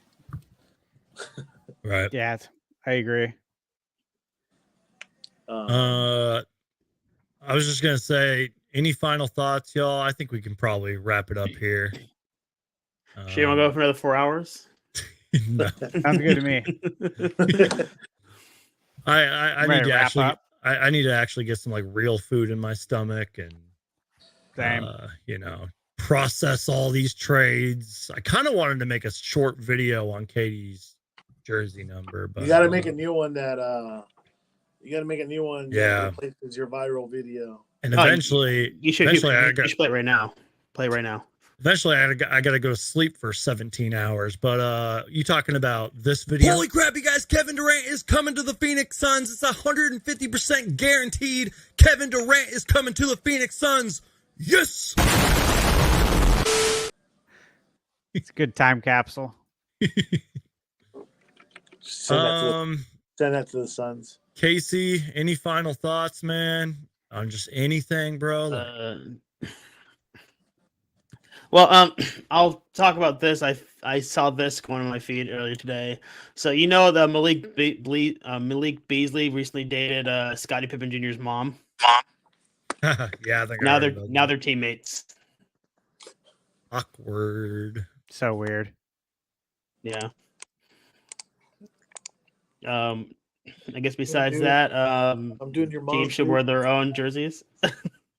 Teams should wear their own jerseys for the All-Star game. These All-Star jerseys are a joke. Please. I've made a few concepts that blew up a little bit, but they're just. You did. I remember I tweeted you about that or DM'd you or whatever. It was like 6 million views on those jerseys, which I already posted before, and then seeing the goals from like 2,000, like they're the 6 million. I'm like, why? Like, okay, just the timing, I guess. But yeah, that's what I got. Thunder Steve, any final thoughts, any takeaways, anything, man? Yeah, I'm just ready for it to start, guys, just like you are. Yeah. I'll be excited once we get the team on the floor as well. Obviously tonight, who knows who's going to play. Still, obviously we'll be watching the game. I want to tune into TNT tonight, hear what the guys have to say. I always love to hear what Charles has to say, of course, Shaq, Kenny, Ernie. That'll be fun tonight. But really, man, I think after the All-Star break or the beginning of March is when we're going to get KD on the floor. And hopefully it clicks right off the bat. You know, hopefully everything clicks and we just go on an absolute tear. And I'm excited to come for that number 3, number 2 seed. We're only 4 games back of Memphis, man. And Ja's not scared of anyone in the West. That guy. And the West got better, and the Suns got 10 times better. Yeah, I'm excited to see what all these rosters look like too. I'm gonna have to take a look because nothing's updated yet. Yep. And even when it's updated, it's gonna take me forever to process. Like, how's that gonna work there? And this team got that player. This team got 22nd, draft picks or whatever, second round picks. Jeez. Also, little deals that you missed too. Buyout market. Yeah. You miss all these little moves. Mm-hmm. Yeah. Y'all, I just wanted to say, last 24 hours have been amazing with all 3 of y'all, and shout out to all the other guests in the previous streams. Like, I can't even name them. There's so many guests that have joined in. This has been an absolute pleasure. Look at it from a content creator's point of view. Like, you guys are helping me out. You know what I mean? Especially when my dog's rolling here, start barking, started chewing on some stuff and all that. So I had to attend to that. And just the fact that I was able to catch my breath, give my thoughts, was awesome. I think we all had good chemistry with each other and good banters, even if we didn't agree with each other. Good times, y'all. We got to do this again. Then, like we talked about last night, during the off season, we got to do some NBA uni tracker videos, jersey videos, and all that. And get ready, y'all. Get ready. This is a brand new era for Phoenix Suns basketball. Hopefully, you can make a trip out to Phoenix and we can do this in person. We do it somewhere. We figure out where. That'd be fun. Set up shop somewhere. Yep. Get excited, Suns fans. This is going to be an insane time. And once I get some actual food and sleep, I'm going to start. You guys thought I pumped out a lot of content before. It's going to get tripled now. I'm just gonna put my head down, and get to work, man. More streams on the way, y'all, and get ready. Trade deadline's over. The madness is over for now. Buyout market's next. KD's coming. TJ Warren, Darius Bazley. Matt Ishbia is running the show now with James Jones. Get ready. Mark Cooper, it's been 55 years. We got to win a championship. We have to. It's championship or bust. At first, before KD, I was like, Western Conference Finals or bust.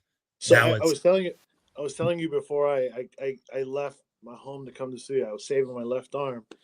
Larry O'Brien trophy with the sunburst right on it. There you go. Championship or bust. It's ready. My left shoulder's ready for that. So, and somehow we got to get Brandon out to Phoenix for the parade. I think we'll start a GoFundMe account for him to do that. Definitely. All these super chats that were rolling in the past 48 hours, I'll start putting that towards that. Start a GoFundMe and get a little head start on that. There you go. Like, I told Brandon, I was like, dude, just get down to Phoenix. You can stay with me. So stay at my parents. Steve, did you see something just now, or what were you saying? Nah. Oh, okay. That scared me. I thought something happened. Nah. All right, y'all. Thanks for being here. Everybody in the chat, thanks for being here. If you're watching this later, absolutely crush that like button. Go follow DJOcho. Go follow Thunder Steve, gaming channel, streamer. Go follow Casey at NBA Uni Tracker. Follow Let's Talk Wolves. Who else have we had on here? So many great people, man. Aussie Suns fan podcast. Follow I'm gonna Flex. tag everybody. Follow Flex. Thank you, Casey. Thank you. That man, I need to get him on as soon as possible. And we all was kind of on. He was kind of on last night or this morning. I meant to DM him about that. That was crazy. I couldn't believe he was like checking us out. But he was just on my friend's the Suns Jam Session podcast channel for a little bit. Hey, real quick before you finish Yeah. out, I guess Tim Reynolds is reporting people paid up to $24,000 to sit tonight courtside. Wait, first game? LeBron. Oh, Yeah. he's not even.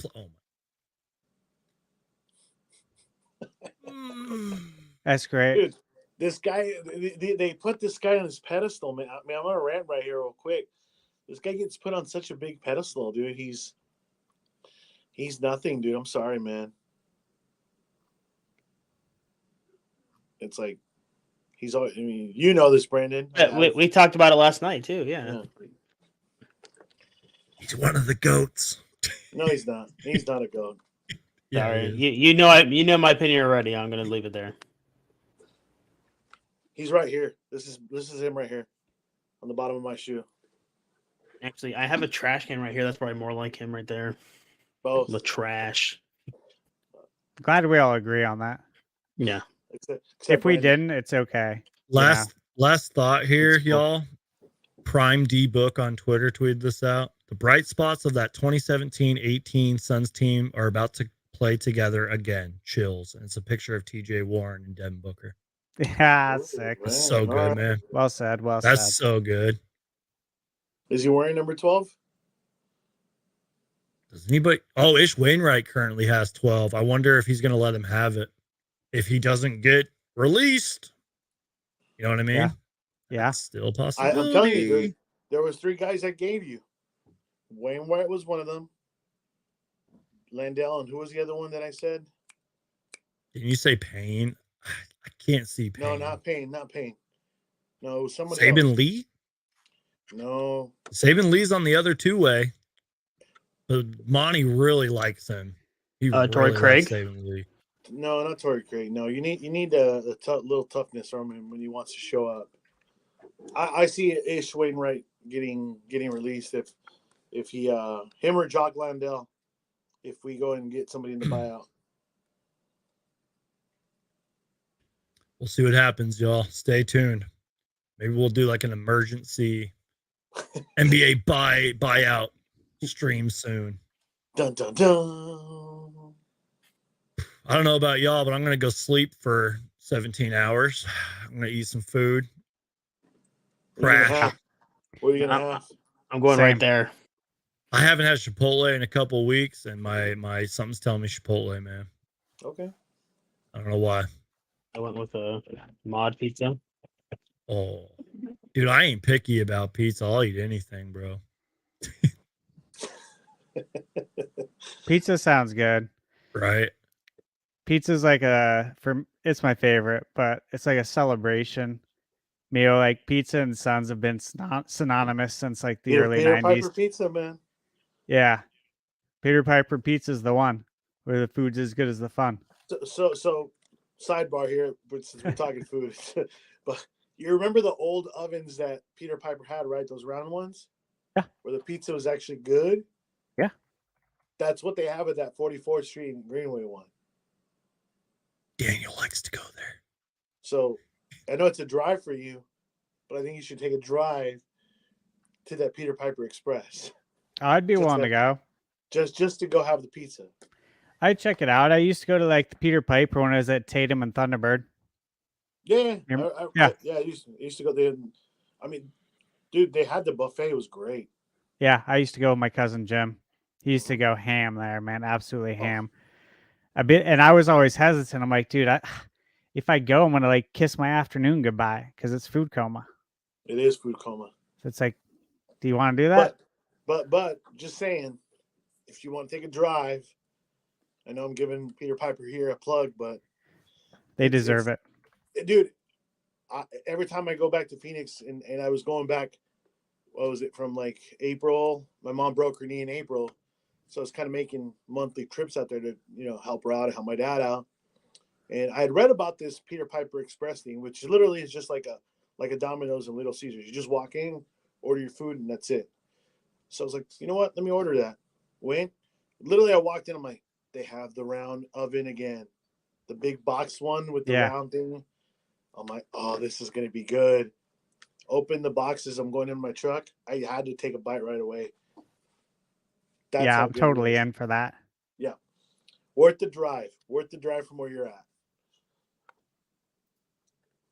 Sorry, Brandon. I didn't mean to. No, you're good. You're good.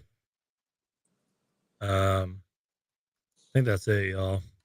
All right, get some sleep. Yeah, all y'all too. At least go take a nap and watch the game and just kind of. One of those funny was it's 4:20 my time here, and last night we streamed for 4 hours and 20 minutes. That's right. Something with that number. That's pretty funny.